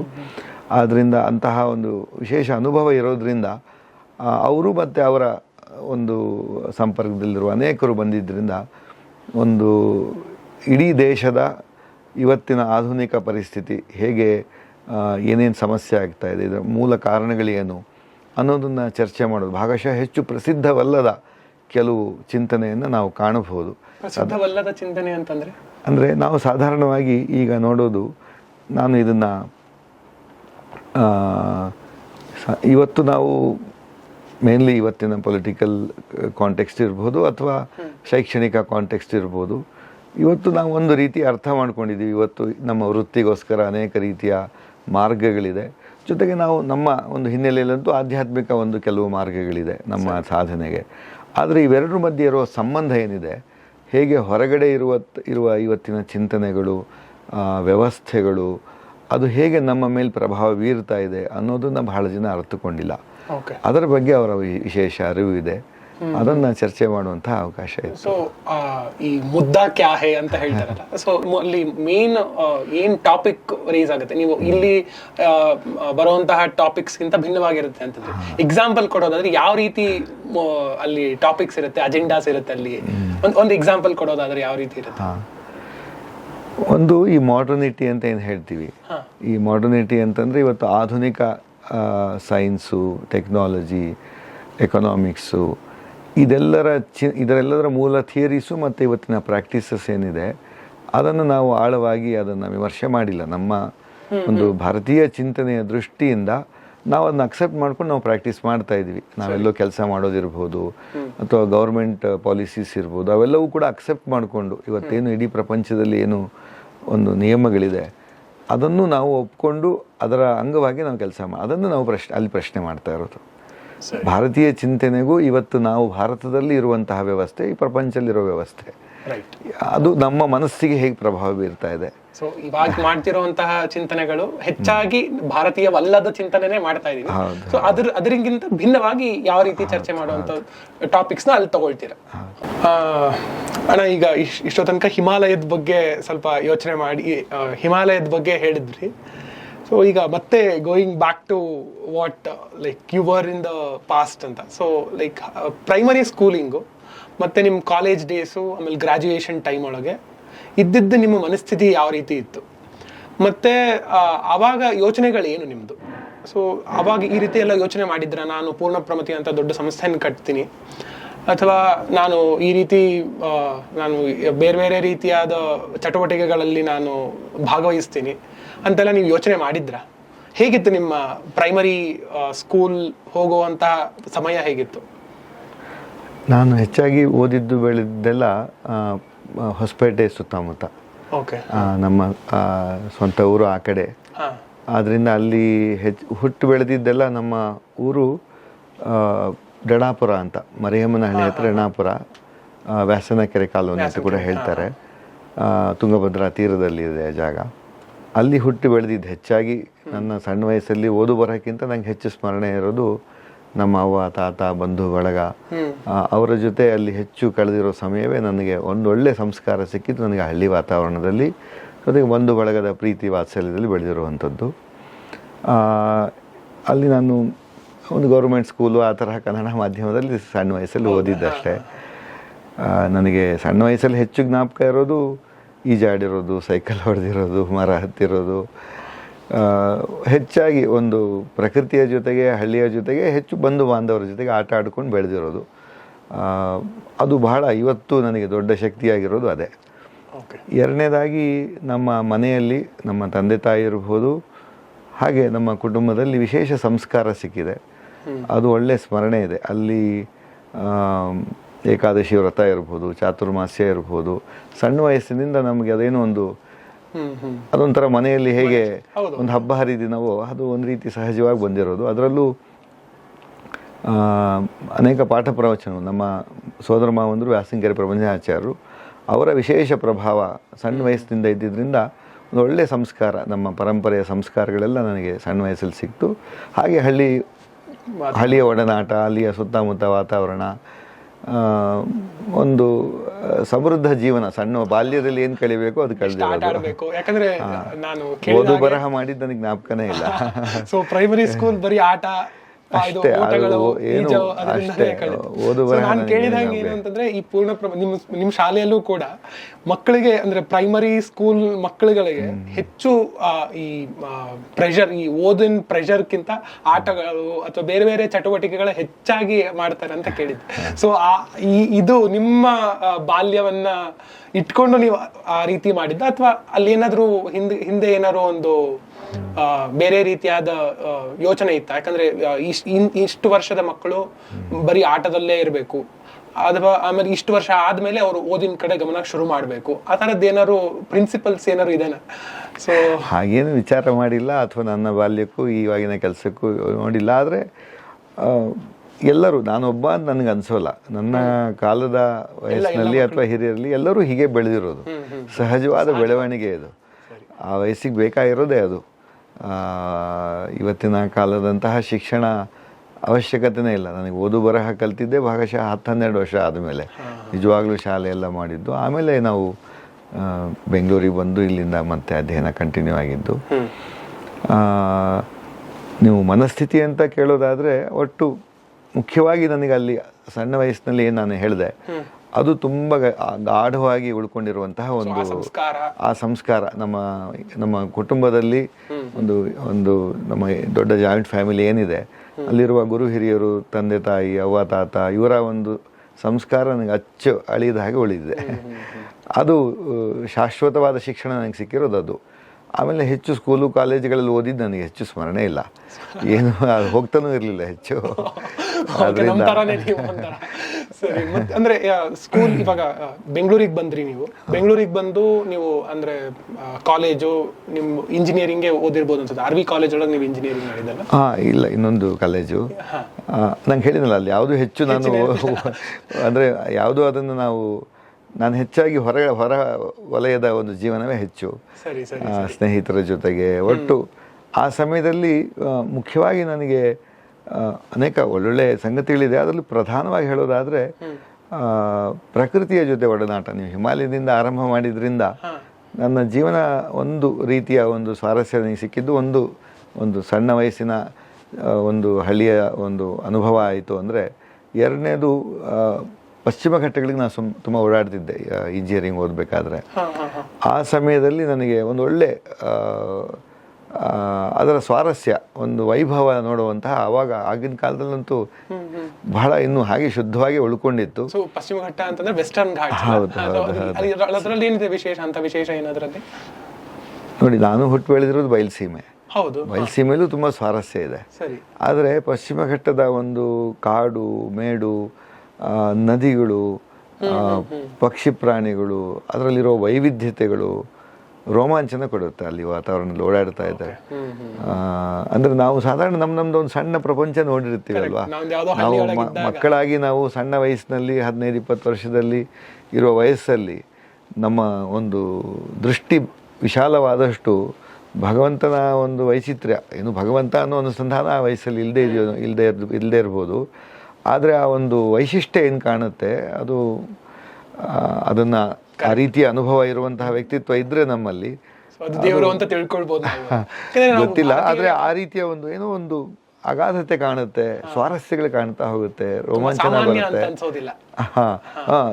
ಆದರೆ ಇದು ಎಷ್ಟು ಸ್ವಾರಸ್ಯ ಇದೆಯಾ ಇದರಲ್ಲಿ ಅನ್ನೋದು ಒಂದು ಬಹಳ ಆನಂದ ಸಿಗೋದು. ಅದರಿಂದ ಬಹಳ ಓಡಾಡ್ತಾ ಇದ್ದೆ, ಸುತ್ತಾಡ್ತಾ ಇದ್ದೆ, ಬೆಟ್ಟಗಳನ್ನು ಹತ್ತೋದು ಇತ್ಯಾದಿ. ಅದೊಂದು ಒಳ್ಳೆ ಆರಂಭದ ಒಂದು ಒಳ್ಳೆ ಅನುಭವ ಸಿಕ್ತು. ಸೊ ನಿಮ್ಮ ಕಾಲೇಜ್ ಟೈಮ್ ಒಳಗೆ ಅದನ್ನೆಲ್ಲ ಮಾಡ್ತಿದ್ರಿ. ಸೊ ಈ ಸ್ಕೂಲಿಂದ ಕಾಲೇಜ್ ಹೋದಾಗ ಸೊ ನೀವು ಮುಂದೆ ಏನಾಗಬೇಕು, ನಾನು ಇಂಥ ದೊಡ್ಡ ಸಂಸ್ಥೆನ ನಾನು ಶುರು ಮಾಡ್ತೀನಿ, ಆ ಸಂಸ್ಥೆನ ಇಷ್ಟು ದೊಡ್ಡದಾಗಿ ಬೆಳೆಸ್ತೀನಿ ಅಂತ ಏನಾರು ಅನ್ಕೊಂಡಿದ್ರ? ಮೊದಲನೇದಾಗಿ ನಾನು ಸಂಸ್ಥೆ ಶುರು ಮಾಡಿದ್ದೀನಿ ಅಂತ ಅನ್ಕೊಂಡಿಲ್ಲ, ಇಷ್ಟು ದೊಡ್ಡದಾಗಿ ಬೆಳೆಸಿದೆ ಅಂತ ಅನ್ಕೊಂಡಿಲ್ಲ. ನಮಗನ್ಸ್ತಾ ಇದೆ ನೀವು ತುಂಬಾ ಎಲ್ಲ ಸಹಜವಾದ ಪ್ರಕ್ರಿಯೆಯಲ್ಲಿ ಗುರು ಹಿರಿಯ ಮಾರ್ಗದರ್ಶನ ನಡೀತಾ ಇದೆ. ಬಟ್ ಮೇನ್ ಪಾಯಿಂಟ್ ನೀವು ಹೇಳಿದ ಹಾಗೆ ಏನು ಆ ರೀತಿ ದೃಷ್ಟಿ ಏನು ಇರಲಿಲ್ಲ. ಅಷ್ಟೇ, ಒಬ್ಬ ನಾರ್ಮಲ್, ನೀವು ಇವಾಗ ನಿಮ್ಮ ಇಂಜಿನಿಯರಿಂಗ್ ಡೇಸಲ್ಲಿ ಹೇಗಿದ್ರು ಭಾಗಶಃ ಹಾಗೇ ಇದ್ದೆ ಅಂತ ಅಂದ್ಕೋತೀನಿ. ವ್ಯತ್ಯಾಸ ಇಷ್ಟೇ, ನನಗೆ ಇವತ್ತಿನ ಕಾಲದ ಯುವಕರನ್ನ ಸಾಮಾನ್ಯವಾಗಿ ನೀವು ಅವರು ಅಂತಲ್ಲ, ಆಗ ನನ್ನ ಜೀವನದಲ್ಲಿ ಒಳ್ಳೊಳ್ಳೆ ಸಂಪರ್ಕಗಳು ಸಿಗ್ತಾ ಹೋಯಿತು. ಯಾವಾಗ ನಾನು ಅನೇಕ ಹುಡುಕಾಟದ ಸ್ವಭಾವ ನನಗೆ ಹೆಚ್ಚಾಗಿ ಮೊದಲಿಂದನೂ ಕೂಡ. ಅದರಿಂದ ಒಂದು ಪ್ರಕೃತಿಯ ಜೊತೆಗೆ ಓಡಾಡಬೇಕಾದ್ರೆ ಅನೇಕ ಒಳ್ಳೊಳ್ಳೆ ಜನರ ಪರಿಚಯ ಆಗ್ತಾಯಿತ್ತು. ಅಡ್ವೆಂಚರರ್ಸ್ ಇರ್ಬೋದು, ಅಥವಾ ಪ್ರಕೃತಿಯನ್ನು ಪ್ರೀತಿಸೋರು ಇರ್ಬೋದು, ಅಥವಾ ಅದನ್ನು ರಕ್ಷಣೆ ಮಾಡೋರು ಇರ್ಬೋದು. ಅನೇಕ ಕ್ಷೇತ್ರಗಳಲ್ಲಿ ಏನಾದರೂ ಮಾಡಬೇಕು ಅನ್ನುವಂತಹ ಅನೇಕ ಜನರ ಒಡನಾಟ ಸಿಗ್ತಾ ಹೋಯಿತು. ಅದು ಒಂದು ರೀತಿಯ ಒಂದು ಜೀವನದ ದಿಕ್ಕನ್ನು ಹೊಸ ರೀತಿಯಲ್ಲಿ ತೊಗೊಂಡು ಹೋಯ್ತು ಅಂತ ಹೇಳ್ಬೋದು. ಓಕೆ, ನೀವು ಪಶ್ಚಿಮ ಘಟ್ಟ ಅಂತೆಲ್ಲ ಹೇಳ್ತಿದ್ರಲ್ಲ, ಸೊ ಅಲ್ಲಿ ಯಾವುದಾದ್ರೂ ಒಂದು ಟ್ರೆಕ್ಕಿಂಗ್ ಅನುಭವ ತುಂಬಾ ವಿಚಿತ್ರವಾದ, ಇಲ್ಲಿ ಕರ್ನಾಟಕದಲ್ಲೂ ಬೇಕಾದಷ್ಟು ಬೆಟ್ಟಗಳಿದೆ, ಶಿವಗಂಗೆ ಇದೆ, ತುಂಬಾ ಬೆಟ್ಟಗಳೆಲ್ಲ ಇದೆ. ಸೊ ಅದಕ್ಕಿಂತ ವಿಭಿನ್ನವಾಗಿ ಯಾವ ರೀತಿ ನಿಮ್ಗೆ ಅನುಭವ ಆಯಿತು? ಟ್ರೆಕ್ಕಿಂಗ್ ಹೋಗ್ಬೇಕಾದ್ರೆ ಪ್ರಿಪರೇಷನ್ಸ್ ಎಲ್ಲ ಹೇಗಿರ್ತಿತ್ತು ನಿಮ್ದು? ನಾನು ಸಾಧಾರಣ ನಾನೇ ಸ್ವತಃ ಎಲ್ಲ ಪ್ಲ್ಯಾನ್ ಮಾಡ್ತಾ ಇದ್ದೆ. ನಿಮ್ ಗುಂಪು ಇರ್ತಿತ್ತಾ? ಗುಂಪು ಮಾಡ್ಕೊಂಡಿದ್ದೆ. ಎಷ್ಟು ಜನ ಇದ್ರಿ ಆ ಗ್ರೂಪ್? ಒಂದು ಸ್ವಲ್ಪ ಡೀಟೇಲ್ ಆಗಿ ಹೇಳಿ, ಯಾಕಂದ್ರೆ ಈಗಿನ ಕಾಲದವ್ರಿಗೆ ಸ್ವಲ್ಪ ಟ್ರೆಕ್ಕಿಂಗ್ ಅಂತಂದ್ರೆ ಸ್ವಲ್ಪ ಹುರುಪು ಜಾಸ್ತಿ ಬರುತ್ತೆ. ಸೊ ಅದ್ರ ಬಗ್ಗೆ ತಿಳ್ಕೊಬೇಕು ಅಂತಂತ. ಅಂದರೆ ತುಂಬ ಜನ ಸ್ನೇಹಿತರಿದ್ರು. ಸೊ ಅದರಿಂದ ಏನು ಸಂಖ್ಯೆ ಅಂತ ಅನ್ನೋಕ್ಕಿಂತ ನಾನು ಹೋಗೋದು, ನನಗೆ ಈ ಸರ್ವೆ ಆಫ್ ಇಂಡಿಯಾ ಇದೆ ಇಲ್ಲಿ ಕೋರಮಂಗಲಲ್ಲಿ, ಇವತ್ತು ಇದೆ ಅನ್ಕೋತೀನಿ. ಅಲ್ಲಿ ನಾನು ಹೋಗ್ಬಿಟ್ಟು ಈ ಟೋಪೋ ಶೀಟ್ಸ್ ಅಂತ ಸಿಗುತ್ತೆ. ಪಶ್ಚಿಮ ಘಟ್ಟದಲ್ಲಿ ಅನೇಕ ರೀತಿಯ ಬೆಟ್ಟಗಳಿದೆ, ಅದಿದೆ, ಅದನ್ನು ನಾನು ಐಡೆಂಟಿಫೈ ಮಾಡ್ತಾ ಇದ್ದೆ. ಅಂದರೆ ಅವಾಗ ಇವಾಗಿನಷ್ಟು ಯಾರಿಗೂ ಪರಿಚಯ ಇರಲಿಲ್ಲ. ಆಗ ಯಾವುದ್ಯಾವುದು ಸ್ವಾರಸ್ಯಕರವಾದ ಜಾಗಗಳಿದೆ ಅನ್ನೋದನ್ನ ಐಡೆಂಟಿಫೈ ಮಾಡಿ ಅಂತಹ ಜನರ ಸಂಪರ್ಕನೂ ಇದ್ದಿದ್ದರಿಂದ, ಆ ರೀತಿ ಚಾರಣ ಮಾಡುವಂಥವ್ರನ್ನ ಅವರ ಜೊತೆ ಸಹವಾಸ ಇದ್ದಿದ್ದರಿಂದ ಆ ಜಾಗಗಳನ್ನು ಯಾವುದು ಇದುವರೆಗೂ ಹೋಗೇ ಅಲ್ವೋ ಆ ರೂಟಲ್ಲಿ ಹೋಗೋದು, ಅದನ್ನು ಐಡೆಂಟಿಫೈ ಮಾಡೋದು. ನಿಮಗೆಲ್ಲ ಪರ್ಮಿಷನ್ಸ್ ಎಲ್ಲ ಸಿಕ್ತಿತ್ತಾ? ಆಗಿನ ಕಾಲದಲ್ಲಿ ಈ ಥರ ಎಲ್ಲ ಏನೂ ಇರಲಿಲ್ಲ, ಅಂದರೆ ಯಾರೂ ಹೋಗ್ತಿರ್ಲಿಲ್ಲ. ಸೊ ಪರ್ಮಿಷನ್ ಅನ್ನೋಕ್ಕಿಂತ ಅಷ್ಟೇ ಹೋಗೋದಷ್ಟೇ. ಸೊ ಯಾವ ಬೆಟ್ಟ ಅಂದ್ರೆ ಪಶ್ಚಿಮ ಘಟ್ಟಗಳಲ್ಲಿ ಯಾವುದು ನಿಮಗೆ ತುಂಬಾ ಒಳ್ಳೆ ಅನುಭವ ಕೊಟ್ಟ ಬೆಟ್ಟ ಅಂದ್ರೆ ಒಂದು ಟ್ರೆಕ್ ನಿಮಗೆ ಅಂತಂದ್ರೆ? ನಾನು ಸಾಧಾರಣ 10 ಬೆಟ್ಟಗಳನ್ನ ಒಂದ್ ಯಾವ್ದಾದ್ರು ಐಡೆಂಟಿಫೈ ಮಾಡೋ ಹೇಳೋದಾದ್ರೆ, ಇವಾಗಿನವ್ರಿಗೆ ಹೋಗ್ಬೇಕು ಅಂತ ಅನ್ಸಿದ್ರೆ ಯಾವ್ದಕ್ಕೆ ಹೋಗ್ಬೋದು? ಕುಮಾರ ಪರ್ವತ ಬಹಳ ನನಗೆ ಆನಂದ ಸಿಕ್ಕಿರೋ ಒಂದು ಪರ್ವತ. ಕುಮಾರ ಪರ್ವತ ಅಂದ್ರೆ ಇಲ್ಲಿರೋದು? ಹೌದು, ಕುಕ್ಕೆ ಸುಬ್ರಹ್ಮಣ್ಯದ ಹತ್ರ. ಜೊತೆಗೆ ನಮಗೆ ಒಂದು ಪಾರಂಪರಿಕವಾಗೂ ಒಂದು ವಿಶ್ವತೀರ್ಥರ ಜಾಗ ಆದ್ರಿಂದ ಅದು ತುಂಬಾ ಖುಷಿ ಕೊಟ್ಟಿರೋ ಜಾಗ. ನಾನು ಬಹುಶಃ 90s ಫಸ್ಟಲ್ಲಿ ಹೋಗಿದ್ದು. ಎಲ್ಲ ಉತ್ತರ ಕನ್ನಡ, ದಕ್ಷಿಣ ಕನ್ನಡ, ಚಿಕ್ಕಮಗಳೂರು, ಅನೇಕ ನಮ್ಮ ಪಶ್ಚಿಮ ಘಟ್ಟದ ಎಲ್ಲ ಜಿಲ್ಲೆಗಳಲ್ಲೂ ಅನೇಕ ಪರ್ವತಗಳಿದೆ, ಅನೇಕ ಕಾಡುಗಳಿದೆ, ಅನೇಕ ಜಲಪಾತಗಳು. ಉತ್ತರ ಕನ್ನಡದಲ್ಲಿ ಹೋದರೆ ನಿಮಗೆ ನೂರಾರು ಜಲಪಾತಗಳು. ಇವಾಗಲೂ ಕೂಡ ನನಗೆ ತುಂಬ ಇವತ್ತು ಉಳ್ಕೊಂಡಿರೋ ಒಂದು ಅಘನಾಶಿನಿ ಅಂತ ನದಿ ಇದೆ, ಅನೇಕ ಜಲಪಾತಗಳಿದೆ ಅದರಲ್ಲಿ, ಉಂಚಳ್ಳಿ ಇತ್ಯಾದಿ ಅನೇಕ ಜಲಪಾತಗಳಿದೆ. ಅದು ಇವತ್ತು ಯಾವ ಒಂದು ಡ್ಯಾಮು ಕಟ್ಟದ ಹಾಗೆ ಒಂದು ಚೆನ್ನಾಗಿ ಉಳ್ಕೊಂಡಿದೆ. ನನಗೆ ಆ ಒಂದು ಫೇಸಲ್ಲಿ ಅಲ್ಲೂ ಕೂಡ ಸುಮಾರು ಓಡಾಡೋ ಒಂದು ಅವಕಾಶ ಸಿಕ್ತು. ಅದು ತುಂಬ ಅದ್ಭುತವಾಗಿದೆ ಆ ಉತ್ತರ ಕನ್ನಡದ ಅನೇಕ ಜಲಪಾತಗಳ ಜಾಗ. ಸೊ ಈ ಪ್ರಕೃತಿಯಲ್ಲಿ ಒಡನಾಟ ಮಾಡ್ತಾ ಮಾಡ್ತಾ ಮಾಡ್ತಾ ನಿಮಗೆ ಶಿಕ್ಷಣ ಕ್ಷೇತ್ರದಲ್ಲೇ ನಾನು ಮುಂದುವರಿಬೇಕು, ಯಾಕಂದ್ರೆ ನೀವು ಇಂಜಿನಿಯರಿಂಗ್ ಮಾಡಿ ಒಂದು ಯಾವುದೋ ಕಾರ್ಪೊರೇಟ್ ಕಂಪನಿನಲ್ಲಿ ದೊಡ್ಡ ಹುದ್ದೆಯಲ್ಲಿದ್ದು ಕೆಲಸ ಮಾಡಿ ಎಷ್ಟೋ ವರ್ಷಗಳು ಇದ್ದು ತುಂಬಾ ಒಳ್ಳೆ ಸಾಧನೆ ಮಾಡಿ, ಅಲ್ಲೂ ಕೂಡ ಸಾಧನೆ ಮಾಡಿದ್ದೀರಿ ಅಂತ ಕೇಳಿದ್ದೀನಿ. ಯಾಕಂದ್ರೆ ತುಂಬಾ ಒಳ್ಳೆ ಪೊಸಿಷನ್ ಇದ್ರಿ ನೀವು ಅಲ್ಲಿಂದ ಬಿಡಬೇಕಾದ್ರೆ. ಸೊ ಯಾವ ರೀತಿಯೊಳಗೆ ನೀವು ಈ ಡಿಸಿಷನ್ ತಗೊಂಡ್ರಿ, ಶಿಕ್ಷಣ ಕ್ಷೇತ್ರದಲ್ಲಿ ನಾನು ಮುಂದುವರಿಬೇಕು ಅಂತ? ಏನು ಹೀಗೆ ನಾನೇನು ವಿಚಾರ ಮಾಡಿರಲಿಲ್ಲ, ಹಾಗೆ ತೀರ್ಮಾನ ನಾನು ಸಡನ್ನಾಗಿ ಏನು ತೊಗೊಂಡಿಲ್ಲ. ನನಗೆ ಸಾಧಾರಣವಾಗಿ ನೀವು ಹೇಳೋ ಒಂದು ಇದನ್ನೇ ನೋಡೋದಾದರೆ, ನನಗೆ ಮುಖ್ಯವಾಗಿ ಈಗ ಮೊನ್ನೆ ನಾನು ನಾರಾಯಣಾಶ್ರಮಕ್ಕೆ ಹೋಗಿ ಬಂದಲ್ಲ, ಆ ಜಾಗ ಹಿಮಾಲಯದ್ದು. ನಾನು 27 ವರ್ಷದ ಹಿಂದೆ ಹೋಗಿದ್ದೆ ಅದೇ ಜಾಗಕ್ಕೆ. 97ನೇ ಇಸ್ವಿಯಲ್ಲಿ ನಾನು ಪಶ್ಚಿಮ ಘಟ್ಟಗಳಲ್ಲಿ ಸುಮಾರು ಓಡಾಡಿದ್ದೆ. ಓಡಾಡಿ ನನಗೆ ಆಗ ಇಂಜಿನಿಯರಿಂಗ್ ಮುಗಿದಿತ್ತು. ಆವಾಗ ಪಶ್ಚಿಮ ಘಟ್ಟದ ಒಂದು ಸಾಕಷ್ಟು ಓಡಾಟ ಆದರೂ ಹಿಮಾಲಯಕ್ಕೆ ನಾನೆಂದು ಹೋಗಿರಲಿಲ್ಲ. ಹಿಮಾಲಯದ ಬಗ್ಗೆ ಒಂದು ಈ ಯಮುನಾ ಹುಟ್ಟೋ ಜಾಗದ ಮೂಲ ಸ್ಥಳಕ್ಕೆ ಹೋಗಬೇಕು ಅಂತ ಒಂದು ಯೋಜನೆ ನಾನು ಇಂಜಿನಿಯರಿಂಗ್ ಕೊನೆ ವರ್ಷ ಇರಬೇಕಾದ್ರೆ ಮಾಡಿದ್ವಿ ನಾವು ನಮ್ಮ ಸ್ನೇಹಿತರು. ಅದೇ ಸಮಯದಲ್ಲೂ ಒಂದು ಕೆಲಸನೂ ಸೇರೋ ಪ್ರಸಂಗ ಬಂದಿದ್ದರಿಂದ ನನಗೆ ಆಗ ಹೋಗೋಕ್ಕಾಗಲಿಲ್ಲ. ಆಗ ಇಲ್ಲಾಂದರೆ ಆ್ಯಕ್ಚುಲಿ 2 ಚಾಯ್ಸ್ ಇದು, ಒಂದು ಹಿಮಾಲಯಕ್ಕೆ ಹೋಗಬೇಕಾಗಿತ್ತು, ಇಲ್ಲ ಕೆಲಸಕ್ಕೆ ಸೇರಬೇಕಾಗಿತ್ತು. ಆಯಿತು, ಇನ್ನು ಸ್ವಲ್ಪ ದಿವಸ ಬಿಟ್ಟು ಹೋದ್ರೆ ಆಯಿತು ಅಂತ ನಾನಾಗ ಪೋಸ್ಟ್ಪೋನ್ ಮಾಡಿಕೊಂಡೆ. ಬಟ್ ಅದೊಂದು ರೀತಿ ಅದೃಷ್ಟ ಇನ್ನೂ ಚೆನ್ನಾಗಾಯಿತು. ನನಗೆ ಈ ಇಂಡಿಯನ್ ಅಕಾಡೆಮಿ ಆಫ್ ಸೈನ್ಸಸ್ದು ಒಂದು ರೆಸೊನೆನ್ಸ್ ಅಂತ ಒಂದು ಜರ್ನಲ್ ಬರುತ್ತೆ, ಅದರಲ್ಲಿ ನಾನು ಒಂದು ಅಂಕಣ ಓದಿದೆ. ಕೈಲಾಸ ಮಾನಸರೋವರದ ಬಗ್ಗೆ ಒಂದು ಸ್ವಾರಸ್ಯಕರವಾದ ಅಂಕಣ ಇತ್ತು ಅದರಲ್ಲಿ. ಅಲ್ಲಿಯ ಪಕ್ಷಿಗಳು ಮತ್ತು ಸಲೀಂ ಅಲಿ ಅವರು ಬರೆದಿರೋ ಆರ್ಟಿಕಲು ಅವರ ಎಂಟೈರ್ ಕೈಲಾಸ ಮಾನಸರೋವರ ಯಾತ್ರೆ ಆಲ್ಮೋಸ್ಟ್ ಪ್ರೀ ಇಂಡಿಪೆಂಡೆನ್ಸ್ ಟೈಮು ಅಥವಾ ಜಸ್ಟ್ ಆಫ್ಟರ್ ಇಂಡಿಪೆಂಡೆನ್ಸ್ ಆ ಟೈಮಲ್ಲಿ ಹೋಗಿದ್ರು ಅನ್ಸುತ್ತೆ ಅವರು. ಅದನ್ನು ಓದಿದಾಗ ನನಗೆ ಹೋಗೋದಾದ್ರೆ ಹಿಮಾಲಯಕ್ಕೆ ಇಲ್ಲೇ ಹೋಗಬೇಕು ಅನ್ನೋಷ್ಟು. ಹೋಗಿದ್ರ ಕೈಲಾಸ ಮಾನಸರೋವರಿಗೆ? ಹೌದು, ನಾನು ಆ ಸಮಯದಲ್ಲೇ ಹೋದೆ. ಅಲ್ಲ, ಇನ್ನೊಂದು ಪ್ರಶ್ನೆ, ಈ ಕೈಲಾಸ ಮಾನಸರೋವರಿಗೆ ಇವಾಗೆಲ್ಲ ಹೋಗ್ಬೋದಾ ನಾವು? ಅಂದ್ರೆ ಇವಾಗ ಬಿಡ್ತಿದ್ದಾರೆ, ಯಾಕಂದ್ರೆ ನಾನು ಕೇಳಿದಾಗೆ ಈಗ ಅವಾಗ ಅಂದ್ರೆ ಯಾವುದೋ ಒಂದು ಸ್ಪೆಸಿಫಿಕ್ ಟೈಮಲ್ಲಿ ಮಾತ್ರ ಬಿಡ್ತಾರೆ, ಅದಾದ್ಮೇಲೆ ಕ್ಲೋಸ್ ಮಾಡಿಬಿಡ್ತಾರೆ. ಅಂದ್ರೆ ಯಾಕಂದ್ರೆ ಅದು ಟಿಬೆಟ್ ಚೈನಾ ಬಾರ್ಡರ್ ಅಲ್ಲಿ ಏನೋ ಇದೆ ಅಂತ ಕೇಳ್ಪಟ್ಟೆ ನಾನು. ಯಾವ ರೀತಿ ಹೋಗೋದು, ಅಂದ್ರೆ ಹೇಗೆ ಪ್ರಿಪರೇಷನ್ಸ್ ಆಗುತ್ತೆ ಅದ್ರ ಬಗ್ಗೆ ಹೋಗ್ಬೇಕು? ನೋಡಿ, 1961-62 ಅಲ್ಲಿ ಇಂಡಿಯೋ ಚೈನಾ ವಾರ ಆದ್ಮೇಲೆ ಭಾರತದವ್ರು ಯಾರು ಕೂಡ ಅಲ್ಲಿಗೆ ಹೋಗೋ ಅವಕಾಶ ತಪ್ಪೋಯ್ತು. ಅದ್ರ ಹಿಂದೆ ಹೋಗ್ತಾ ಇದ್ರು. ಸುಮಾರು 1981ವರೆಗೂ ಅವಕಾಶ ಯಾರಿಗೂ ಇರಲಿಲ್ಲ. 20 ವರ್ಷ ಸುಮಾರು ಯಾರಿಗೂ ಹೋಗಕ್ಕಾಗ್ತಿರ್ಲಿಲ್ಲ. 81ನಲ್ಲಿ ಭಾರತ ಸರ್ಕಾರ ಅವ್ರ ಜೊತೆ ಒಂದು ಒಪ್ಪಂದ ಮಾಡಿಕೊಂಡು ಈ ಯಾತ್ರೆಗೆ ಮತ್ತೆ ಅನುವು ಮಾಡಿಕೊಡ್ತು. ಅದರಲ್ಲೂ ಒಂದು ರೂಟ್, ನಾನು ಇವಾಗ ಏನು ಹೇಳಿದೆ, ನಾರಾಯಣಾಶ್ರಮ ಕುಮಾನ್ ಹಿಮಾಲಯದಿಂದ ಸುಮಾರು 300 ಕಿಲೋಮೀಟರ್ ನಡ್ಕೊಂಡು ಹೋಗಬೇಕು. More than that in a way. So ಆ ರೀತಿಯ ನಡ್ಕೊಂಡು ಹೋಗಿ ಮಾನಸ ಸರೋವರ ಕೈಲಾಸ ಪ್ರದಕ್ಷಿಣೆ ಮಾಡಿಕೊಳ್ಳುವಂಥ ಪರಂಪರೆ ಭಾರತದಲ್ಲಿ ಯಾವ ಕಾಲದಿಂದ ಅಂತ ಗೊತ್ತಿಲ್ಲ, ಇದ್ದೇ ಇದೆ ಅದು. ಒಂದಿತ್ತು. ಈ 81ಇಂದ ಒಂದು ಸೆಲೆಕ್ಟೆಡ್ ಇಷ್ಟೇ ಜನನ ಮಾತ್ರ, ಒಂದು ಕೆಲವು ಫ್ಯೂ ಹಂಡ್ರೆಡ್ಸ್ನ ಅಲೋ ಮಾಡೋದಕ್ಕೆ ಶುರು ಮಾಡಿದ್ರು. ಹೇಳ್ತೀನಿ ನಾನು ಇವಾಗ, ಯಾಕಂದ್ರೆ ತುಂಬಾ ಎಕ್ಸೈಟ್ಮೆಂಟ್. ಯಾಕಂದ್ರೆ ರೀಸೆಂಟ್ ಆಗಿ ನಾನು ಒಂದು ಪಾಡ್ಕಾಸ್ಟ್ ನೋಡ್ತಾ ಇದ್ದೆ, ಅಣ್ಣಾಮಲೈ ನೋಡಿದ್ದೀನಿ. ಸೊ ಅದ್ರ ಬಗ್ಗೆ ನನಗೆ ಇವಾಗ ನನಗೂ ಸ್ವಲ್ಪ ತುಂಬಾ ಆಸಕ್ತಿ ಬರಕ್ ಶುರು ಆಯ್ತು. ಅದಕ್ಕೋಸ್ಕರ ಆಂಕ್ಷಿಯಸ್ ನಾನು ಸ್ವಲ್ಪ. ಸೊ ಕಂಟಿನ್ಯೂ ಮಾಡಿ. ಇಲ್ಲ, ಸ್ವಾರಸ್ಯದ ವಿಷಯ ಇದೆ ಅಲ್ಲಿ. ಅದು 1981ಇಂದ ಶುರುವಾಯಿತು. ಪ್ರತಿ ವರ್ಷ ಒಂದೊಂದು ಬ್ಯಾಚಸ್ಸಲ್ಲಿ ಹೋಗುವಂಥ ಒಂದು ಇದಾಯಿತು. ನನಗಿದ್ರ ಗಮನಕ್ಕೆ ಬಂದ ಮೇಲೆ ಅದರ ಇಡೀ ತುಂಬ ಅಧ್ಯಯನ ಮಾಡಿದೆ. ಆಮೇಲೆ ನಮ್ಮ ಕರ್ನಾಟಕದಿಂದ ಯಾರಾದರೂ ಹೋಗಿದ್ದಾರಾ ಅಂತ ನಾನು ಹುಡುಕಿದೆ. ಶಿವಮೊಗ್ಗದಲ್ಲಿ ಒಬ್ಬರು ರಾಮಣ್ಣ ಅಂತ ನನಗೆ ನಮ್ಮ ಸ್ನೇಹಿತರ ಮೂಲಕ ಪರಿಚಯ ಆಯಿತು. ಒಳ್ಳೆ ಸ್ವಯಂ ಸೇವಕರವರು. ಅವರು ತುಂಬ ಹಿರಿಯರು. ಅವರ 1994ಅಲ್ಲಿ ಅವ್ರು ಹೋಗಿ ಬಂದಿದ್ದು ಇತ್ತು. ಅವರ ಒಂದು ಮಾರ್ಗದರ್ಶನ ನಂಗೆ ಸಿಕ್ತು. ಇನ್ನೂ ಉತ್ಸಾಹ ಬಂತು. ಆಲ್ಮೋಸ್ಟ್ ಒಂದು ವರ್ಷ ನಾನು ಅದಕ್ಕೆ ತಯಾರಿ ಮಾಡಿಕೊಂಡೆ. ಅಂದರೆ ಒಂದು ಅದರ ಅಧ್ಯಯನಗಳು, ಏನೇನು ಪುಸ್ತಕಗಳಿದೆ ಅದ್ರ ಬಗ್ಗೆ. ನಮ್ಮ ಪುರಾಣಗಳಲ್ಲಿ ನಮ್ಮ ತಂದೆ ಸ್ಕಂದ ಪುರಾಣದಲ್ಲಿ ಮಾನಸ ಖಂಡ ಅಂತಲೇ ಇದೆ, ಅದರ ಒಂದು ಚಿತ್ರಣವನ್ನು ತಿಳ್ಕೊಂಡೆ. ಹೀಗೆ ನಾನಾ ವಿಧವಾದ ಅದರ ಪರಿಚಯವನ್ನು ಕೇವಲ ಕಲ್ಪನಾ ಲೋಕದಲ್ಲಿ ಮೊದಲು ಮನಸ್ಸಲ್ಲಿ ಮಾಡಿಕೊಂಡೆ. ಹಾಗೆ ಹೋಗಿ ಬಂದವರು ಒಂದಿಬ್ಬರು ಅವರು ಪರಿಚಯ ಆಗಿರೋದ್ರಿಂದ ಒಂದು ಉತ್ಸಾಹ ಸಿಕ್ತು.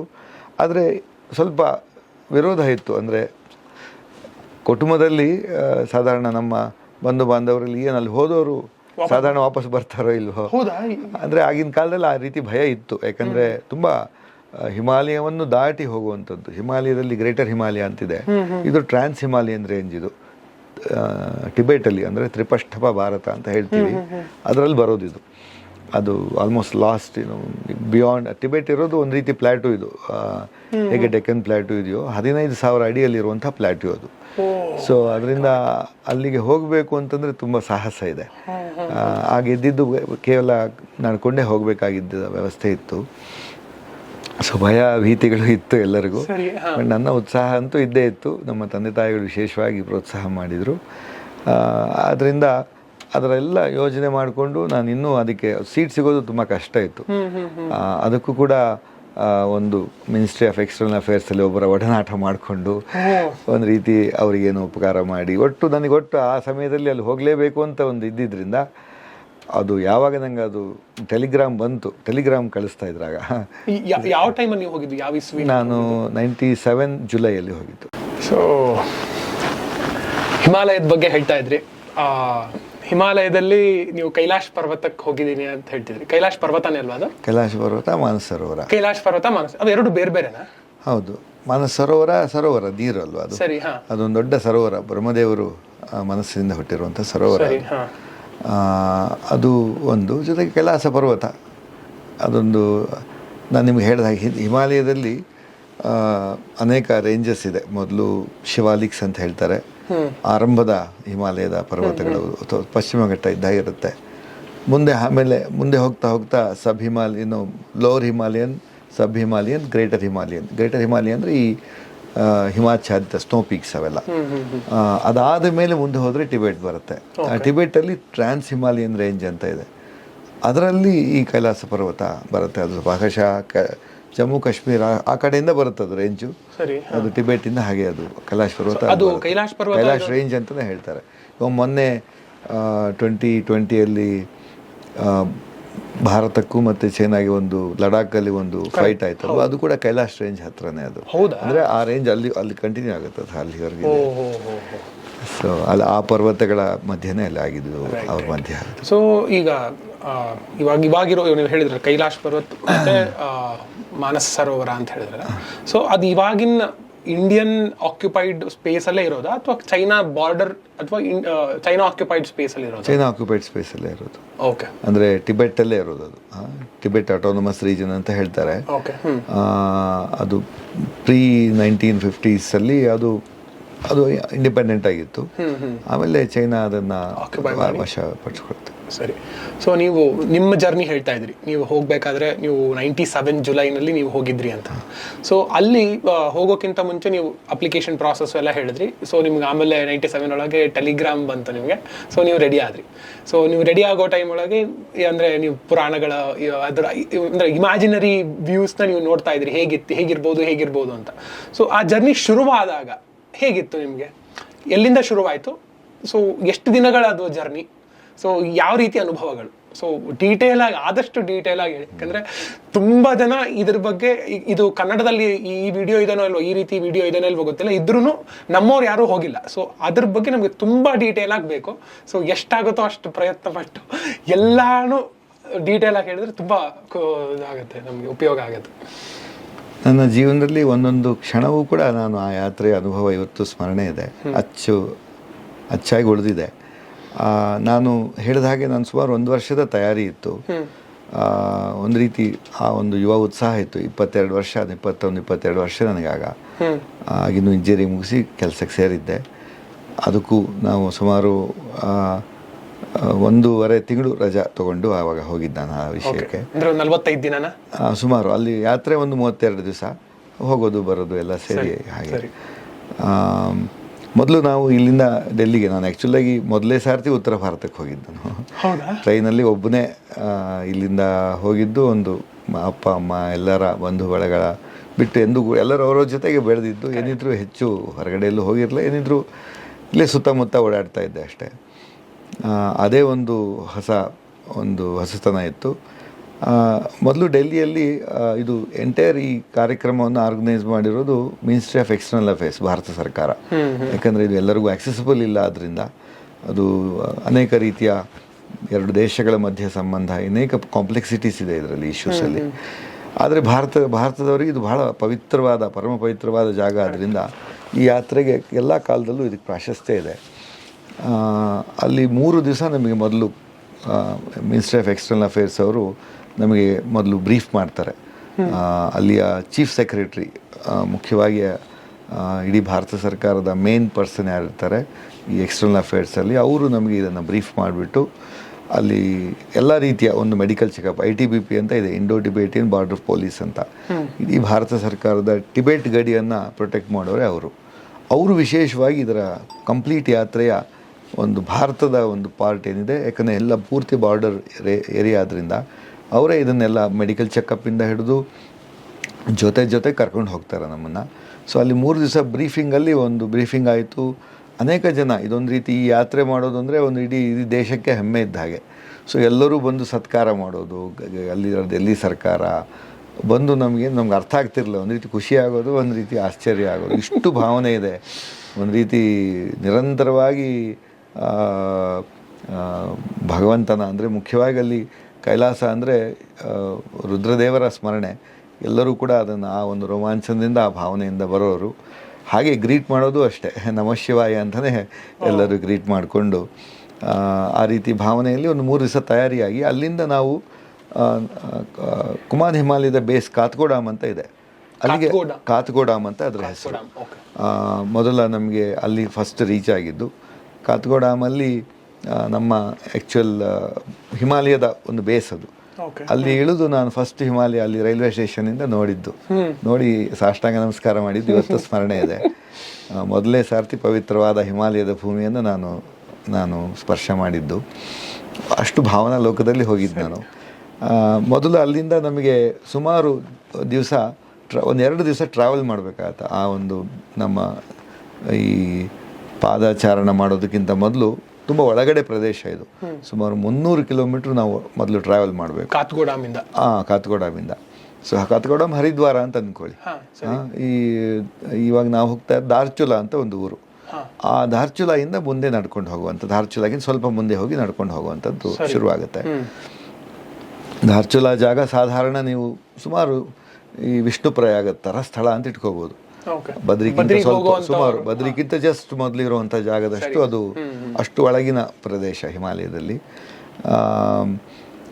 ಅಲ್ಲಿ ಹೋಗಿ ಅಲ್ಲಿ ನಮ್ಮದು ಮತ್ತೆ ಎಲ್ಲ ಇನ್ನೊಂದು ಸರ್ತಿ ದಾರಿಲಿ ಅಲ್ಮೋರಾ ತುಂಬ ಒಳ್ಳೊಳ್ಳೆ ಇಡೀ ಹಿಮಾಲಯದ ವೈಭವವನ್ನು ನಾವು ನೋಡ್ಬೋದು ಆ ಜರ್ನಿಯಲ್ಲಿ. ಅನೇಕ ರೀತಿ ಪೀಕ್ಸ್ ಕಾಣುತ್ತೆ. ಫಸ್ಟ್ ಟೈಮ್ ನನಗೆ ಒಂದು ಹಿಮಾಲಯದ ಒಂದು ಪೀಕ್ ಅಲ್ಮೋರಾಯಿಂದ ನೋಡಿದ್ದು ಇವತ್ತು ಸ್ಮರಣೆ ಇದೆ. ಅಲ್ಮೋರಾಯಿಂದ ಭಾಗಶಃ ಪಾಂಚಚೂಲಿ ಕಾಣುತ್ತೆ ಅನ್ಸುತ್ತೆ. ಪಾಂಚಚೂಲಿ ಹಿಮಾಲಯದಲ್ಲಿ ಪರಿಚಯ ಇರೋರಿಗೆ ಅದೊಂದು ಪ್ರಸಿದ್ಧವಾದ ಪೀಕ್. ತುಂಬ ಪೀಕ್ಸ್ ಇವೆ. ತುಂಬ ಪೀಕ್ಸ್ ಇದೆ. ಸೊ ನಂದಾದೇವಿ ಆ ಕಡೆ ಎಲ್ಲ ಬರ್ತಾ ಹೋಗುತ್ತೆ. ಮುಂದೆ ಚೌಕೋರಿ ಅಂತ ಊರು ಬರುತ್ತೆ, ಅಲ್ಲಿ ತುಂಬ ಅದ್ಭುತವಾದ ವ್ಯೂ ಇದೆ. ನಾನು ಆ್ಯಕ್ಚುಲಾಗಿ ಕಾತ್ಗೋಡಾಮ್ ನಾನು ರೀಚ್ ಆಗಿದ್ದು ಆವಾಗ ಭಾಗಶಃ ಏಕಾದಶಿ ಬೆಳಿಗ್ಗೆ, ಏಕಾದಶಿ ವ್ರತವೂ ಮಾಡಿಕೊಂಡು ಮತ್ತೆ ಅಲ್ಲಿಂದ ದ್ವಾದಶಿ ಬೆಳಿಗ್ಗೆ ನಾವು ಅಲ್ಮೋರಾಯಿಂದ ಜುಲೈ 15 ಹೊರಟಿರೋದು, 16ರಿಂದ ಶುರುವಾಯಿತು. ಅಲ್ಮೋರಾಯಿಂದ ನಾವು ಮರುದಿವಸ ಸಂಜೆ ಧಾರ್ಚುಲಾ ತಲುಪಿದ್ವಿ. ಧಾರ್ಚುಲಾ ಅನ್ನೋದು ಒಂದು ರೀತಿ ಇಂಡೋ ನೇಪಾಲ್ ಬಾರ್ಡ್ರ್. ಅದು ಕಾಳಿ ನದಿ ಇದೆ, ಮಹಾಕಾಳಿ ನದಿ ಇದೆ. ನಿಮ್ಗೆ ಅಲಕನಂದ ಬಿಟ್ಟರೆ ಇಡೀ ಹಿಮಾಲಯದ ನಮ್ಮ ಉತ್ತರಾಖಂಡ್ ಪ್ರಾಂತದಲ್ಲಿ ಬಹಳ ದೊಡ್ಡ ನದಿ ಅಂದರೆ ಈ ಮಹಾಕಾಳಿ ನದಿ. ಅಲಕನಂದ ಹಾಗೆ ದೊಡ್ಡ ರಭಸವಾದ ನದಿ. ಅದರ ಆ ಕಡೆ ಬಾರ್ಡ್ರಲ್ಲಿ ನೇಪಾಲ್, ಈ ಕಡೆ ಬಾರ್ಡ್ರ್ ಭಾರತ. ಆ ಹಳ್ಳಿಯಲ್ಲಿ ನಮಗೆ ವಸತಿ ಇತ್ತು. ಅಲ್ಲಿ ನಮ್ಮದೆಲ್ಲ ಚೆಕಪ್ಪು ಮತ್ತು ಬ್ಯಾಗೇಜು ಎಲ್ಲ ಚೆಕಪ್ ಆಗಿಬಿಟ್ಟು ಮರುದಿವಸ ಬೆಳಿಗ್ಗೆ ಅಲ್ಲಿಂದ ನಾವು ಎಲ್ಲಿಂದ ನಡೆಯೋದು ಆರಂಭ ಮಾಡಬೇಕೋ ಅದರ ಹೆಸರು ತವಾಘಾಟ್ ಅಂತ ಹೇಳ್ತಾರೆ.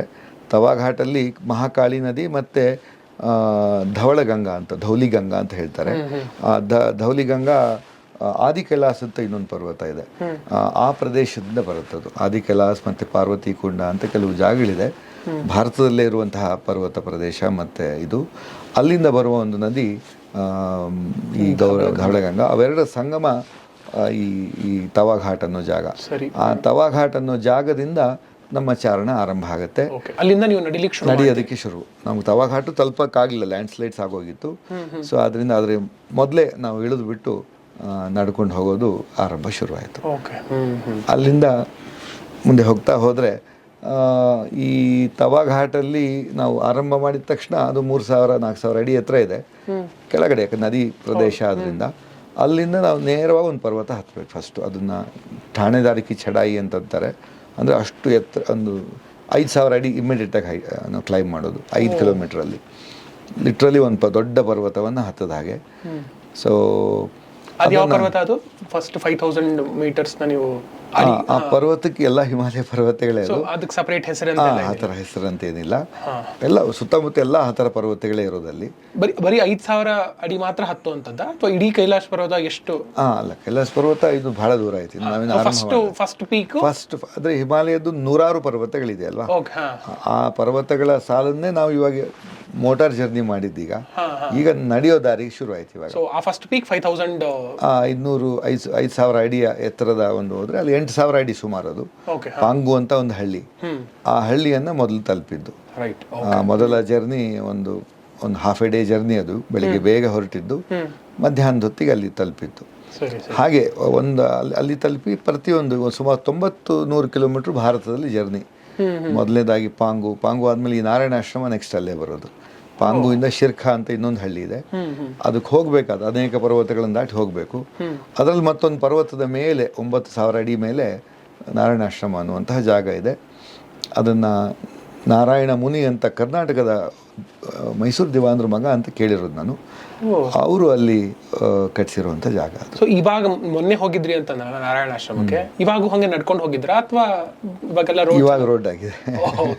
ಅವಾಗ ಇರಲಿಲ್ಲ. ಸೊ ಇವಾಗ ಏನಾದ್ರು ಕೈಲಾಸ ಪರ್ವತಕ್ಕೆ ಹೋಗೋದಾದ್ರೆ ಸೊ ಅಲ್ಲಿ ತನಕ ನಾವು ನಡ್ಕೊಂಡು ಹೋಗುವ ಅವಶ್ಯಕತೆ ಇಲ್ಲ. ಅಲ್ಲಿ ತನಕ ನಾವು ಹೌದು ಅಂದ್ರೆ ಇವತ್ತು ಭಾರತದಲ್ಲಿ ನಾನು ಹೇಳಿದ್ದೆ ಸುಮಾರು 100 ಕಿಲೋಮೀಟರ್ ನಡಿಬೇಕಾಗಿತ್ತು.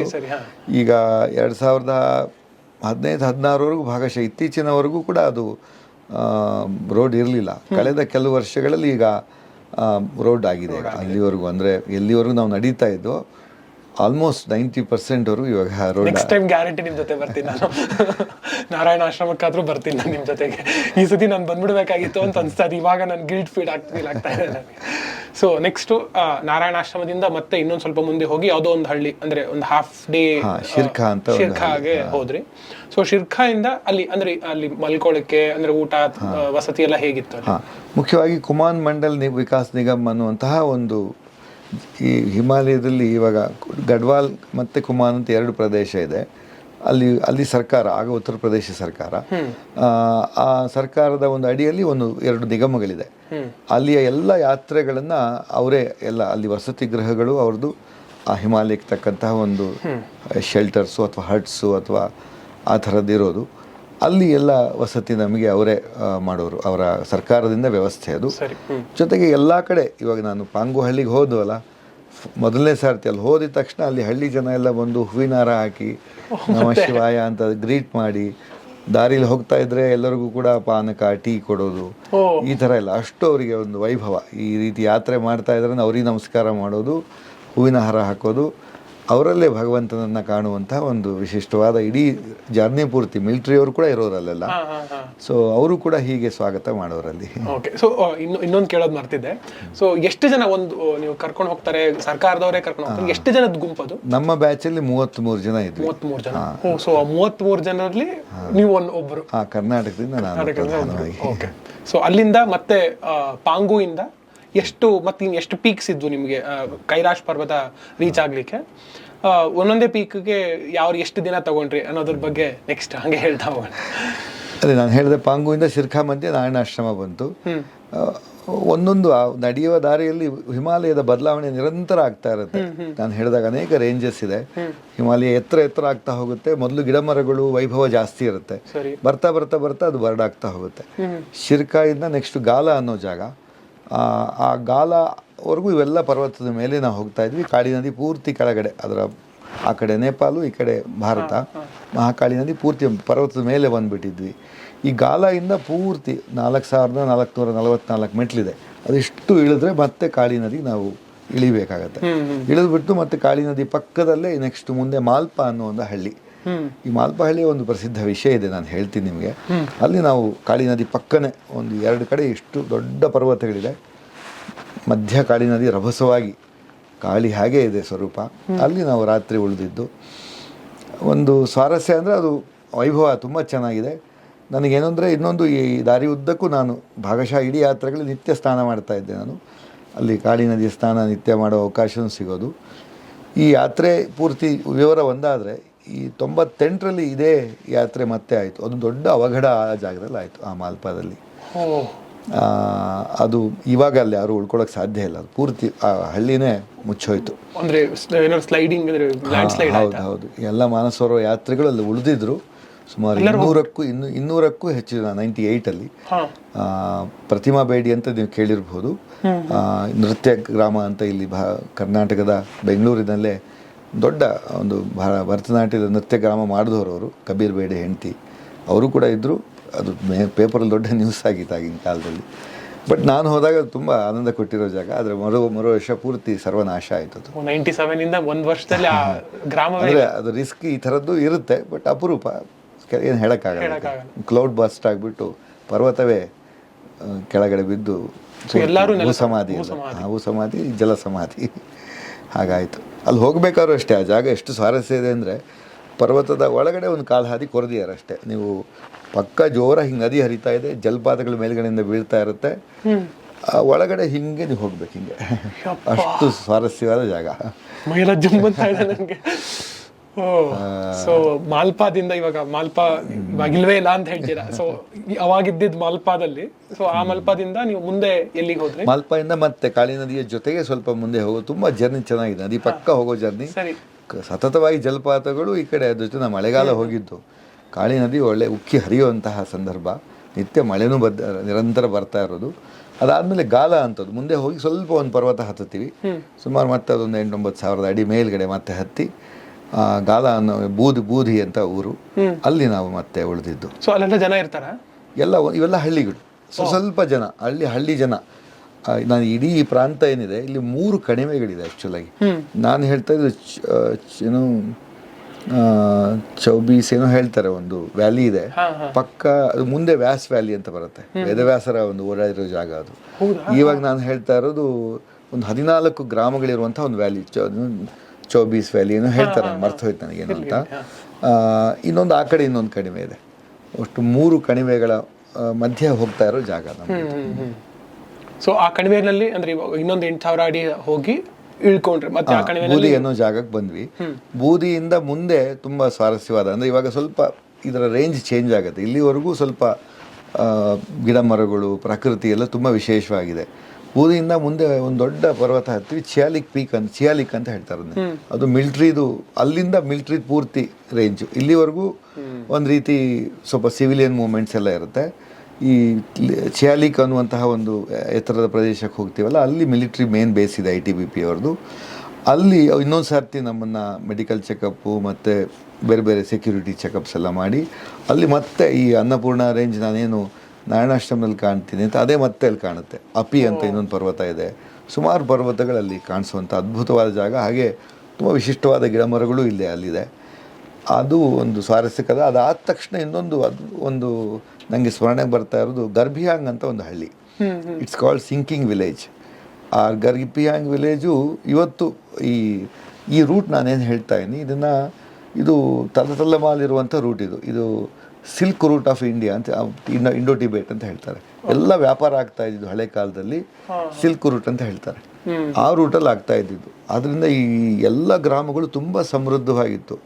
ಅದರ ಆರ್ಕಿಟೆಕ್ಚರ್ ನೀವು ನೋಡಿದರೆ, ಮನೆ ಕಟ್ಟುವ ಆರ್ಕಿಟೆಕ್ಚರು ರೋಮಾಂಚನ ಬರುತ್ತೆ. ಅಂದರೆ ಈ ತರಹ ಒಂದು ಮನೆ ಕಟ್ಟೋದು, ಒಂದು ಮರಗಳು, ಕಲ್ಲು, ಹಿಮಾಲಯದಲ್ಲಿರುವ ಕಲ್ಲುಗಳು ಮತ್ತು ಮರಗಳು, ಅಲ್ಲಿ ಕೆತ್ತನೆಗಳು, ಕಿಟಕಿಗಳು, ಆಮೇಲೆ ಅಲ್ಲಿರುವ ಜನ ಏನಿದ್ದಾರೆ, ಪುರುಷರಿರ್ಬೋದು ಸ್ತ್ರೀ ಇರ್ಬೋದು, ಅವರ ವೇಷಭೂಷಣ ನೋಡಿದರೆ ಒಳ್ಳೆ ಸಮೃದ್ಧವಾದದ್ದು. ಅಷ್ಟು ಸಂಸ್ಕೃತಿಯ ಒಂದು ಪ್ರತೀಕ ಅಲ್ಲಿ ಕಾಣುತ್ತೆ. ಸೊ ಆ ಗರ್ಭಿಯಾಂಗ್ ವಿಲೇಜು ಅದು ಏನಾಯಿತು, ಕಾಲಕ್ರಮೇಣ ಅದು ಸಿಂಕ್ ಆಗ್ತಾ ಬಂತು. ಅದರಿಂದ ಹೆಚ್ಚು ಜನ ಇವಾಗ ಅಲ್ಲಿ ಉಳ್ಕೊಂಡಿರಲಿಲ್ಲ. ಸ್ವಲ್ಪ ಜನ ಬಿಡ್ತಾ ಇದ್ರು, ಯಾಕಂದರೆ ಅದೊಂದು ಆ ರೀತಿಯ ಒಂದು ಭೂಕುಸಿತ ಅಲ್ಲಿ ಆಗ್ತಾ ಇತ್ತು.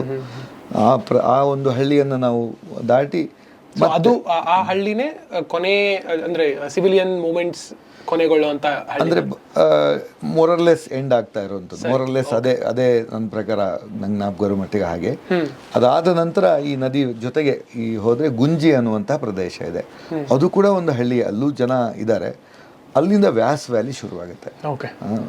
ವ್ಯಾಸ್ ವ್ಯಾಲಿ ಅನ್ನೋದು ಅಲ್ಲಿ ವೇದವ್ಯಾಸ ದೇವರ ಒಂದು ಪ್ರತೀಕವೂ ಇದೆ, ಅಲ್ಲಿ ಪೂಜೆ ಮಾಡ್ತಾರೆ ಜನ.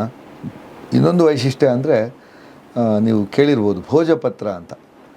ಭೋಜಪತ್ರ ಅನ್ನೋದನ್ನು ನೀವು ಹೇಗೆ ನಾವು ತಾಳೆಗರಿ ಅಂತ ಹೇಳ್ತೀವಿ, ಹಿಮಾಲಯದಲ್ಲಿ ಭೋಜಪತ್ರ ಇದೆ. ಭೋಜಪತ್ರ ಅನ್ನೋ ತೆಳ್ಳನೆಯ ಒಂದು ಮರದ ಒಂದು ಪದರ ಅದು.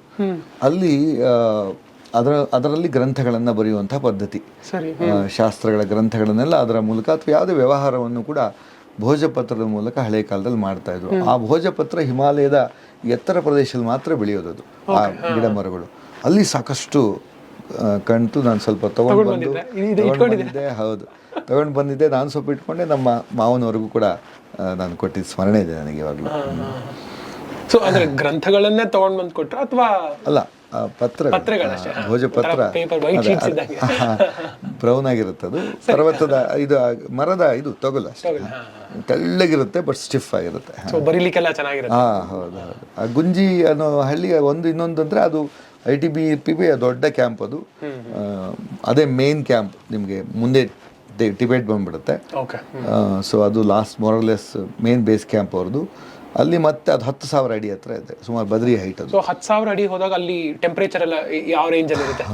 ತುಂಬ ಕಡಿಮೆ, ಎಲ್ಲ 0 ಡಿಗ್ರಿ ಆ ಕಡೆ ಈ ಕಡೆ ಆಸುಪಾಸು. ಅಂದರೆ ಬೆಳಿಗ್ಗೆ ಹೊತ್ತಂತೂ ಆ ರೇಂಜಲ್ಲೇ ಇರುತ್ತೆ. ಮತ್ತು ಸೂರ್ಯಗಿರಿ ಬಂದು ಸ್ವಲ್ಪ ಜಾಸ್ತಿ ಆಗುತ್ತೆ, ಒಂದು 10-20 ರೇಂಜಲ್ಲಿರುತ್ತೆ. ಸೊ ನಾವು ಒಂದೊಂದು ದಿವಸನೂ ನನ್ನ ಡೈರಿಲಿ ರೆಕಾರ್ಡ್ ಮಾಡಿ ಸ್ಮರಣೆ ಇದೆ. ನನ್ನ ಹತ್ರ ಒಂದು ನಮ್ಮ ಮೋಸ್ಟ್ಲಿ ಏನೋ ಒಂದು ಈ ಆಲ್ಟಿಟ್ಯೂಡ್ ಮೆಷರ್ ಮಾಡುವಂಥ ಇನ್ಸ್ಟ್ರೂಮೆಂಟ್ ಇಟ್ಕೊಂಡಿದ್ದೆ ಅನಿಸುತ್ತೆ. ನಾನು ಮೆಷರ್ ಮಾಡ್ತಾ ಇದ್ದೆ ಆಗ, ಟೆಂಪ್ರೇಚರು, ಆಲ್ಟಿಟ್ಯೂಡು ಎಲ್ಲ ಇನ್ಸ್ಟ್ರೂಮೆಂಟ್ಸ್ ಇಟ್ಕೊಂಡು ಹೋಗಿದ್ದೆ. ಓಕೆ. ಸೊ ಆ ಗುಂಜಿ ಹಳ್ಳಿಗೆ ಅಂದರೆ ತುಂಬ ದೊಡ್ಡ ಟಿಬೇಟ್, ಆಮೇಲೆ India Tibet border police, so ಅವರು ಕ್ಯಾಂಪ್ ಇತ್ತು. ಸೊ ಅಲ್ಲಿಂದ ನೀವು ಹೇಗೆ ಮತ್ತೆ ಇಲ್ಲಿಂದ ಇನ್ನು ನಮಗೆ 2 ದಿವಸದ ಪ್ರಯಾಣ, ಈಗಾಗಲೇ ಸುಮಾರು ಒಂದು 5-6 ದಿವಸ ಆಯಿತು ಅನ್ಕೋತೀನಿ. ಇನ್ನು 2 ದಿವಸಕ್ಕೆ ನಾವು ಭಾರತವನ್ನ ಗಡಿಯನ್ನು ದಾಟ್ತೀವಿ. ಈ ಗುಂಜಿ ಪ್ರದೇಶದಿಂದ 2 ಮಾರ್ಗ ಆಗುತ್ತೆ. ಒಂದು ಮಾರ್ಗ ಆದಿ ಕೈಲಾಶ್ ಕಡೆ ಹೋಗುತ್ತೆ, ಇನ್ನೊಂದು ಮಾರ್ಗ ಈ ನಾವು ಕೈಲಾಸ ಪರ್ವತಕ್ಕೆ ಹೋಗ್ತಾ ಇದೀವಿ, ಮುಖ್ಯ ಕೈಲಾಸ ಪರ್ವತದ ದಾರಿ. ಇಲ್ಲಿಂದ ಮತ್ತೆ ಕಾಳಿ ನದಿಯ ಪಕ್ಕಕ್ಕೆ ಹೋಗ್ತೀವಿ. ಅಲ್ಲೊಂದು ಇನ್ನೊಂದು ನದಿಯೂ ಬರುತ್ತೆ ಆ ಕಡೆಯಿಂದ, 2 ಸಂಗಮವೂ ಇದೆ.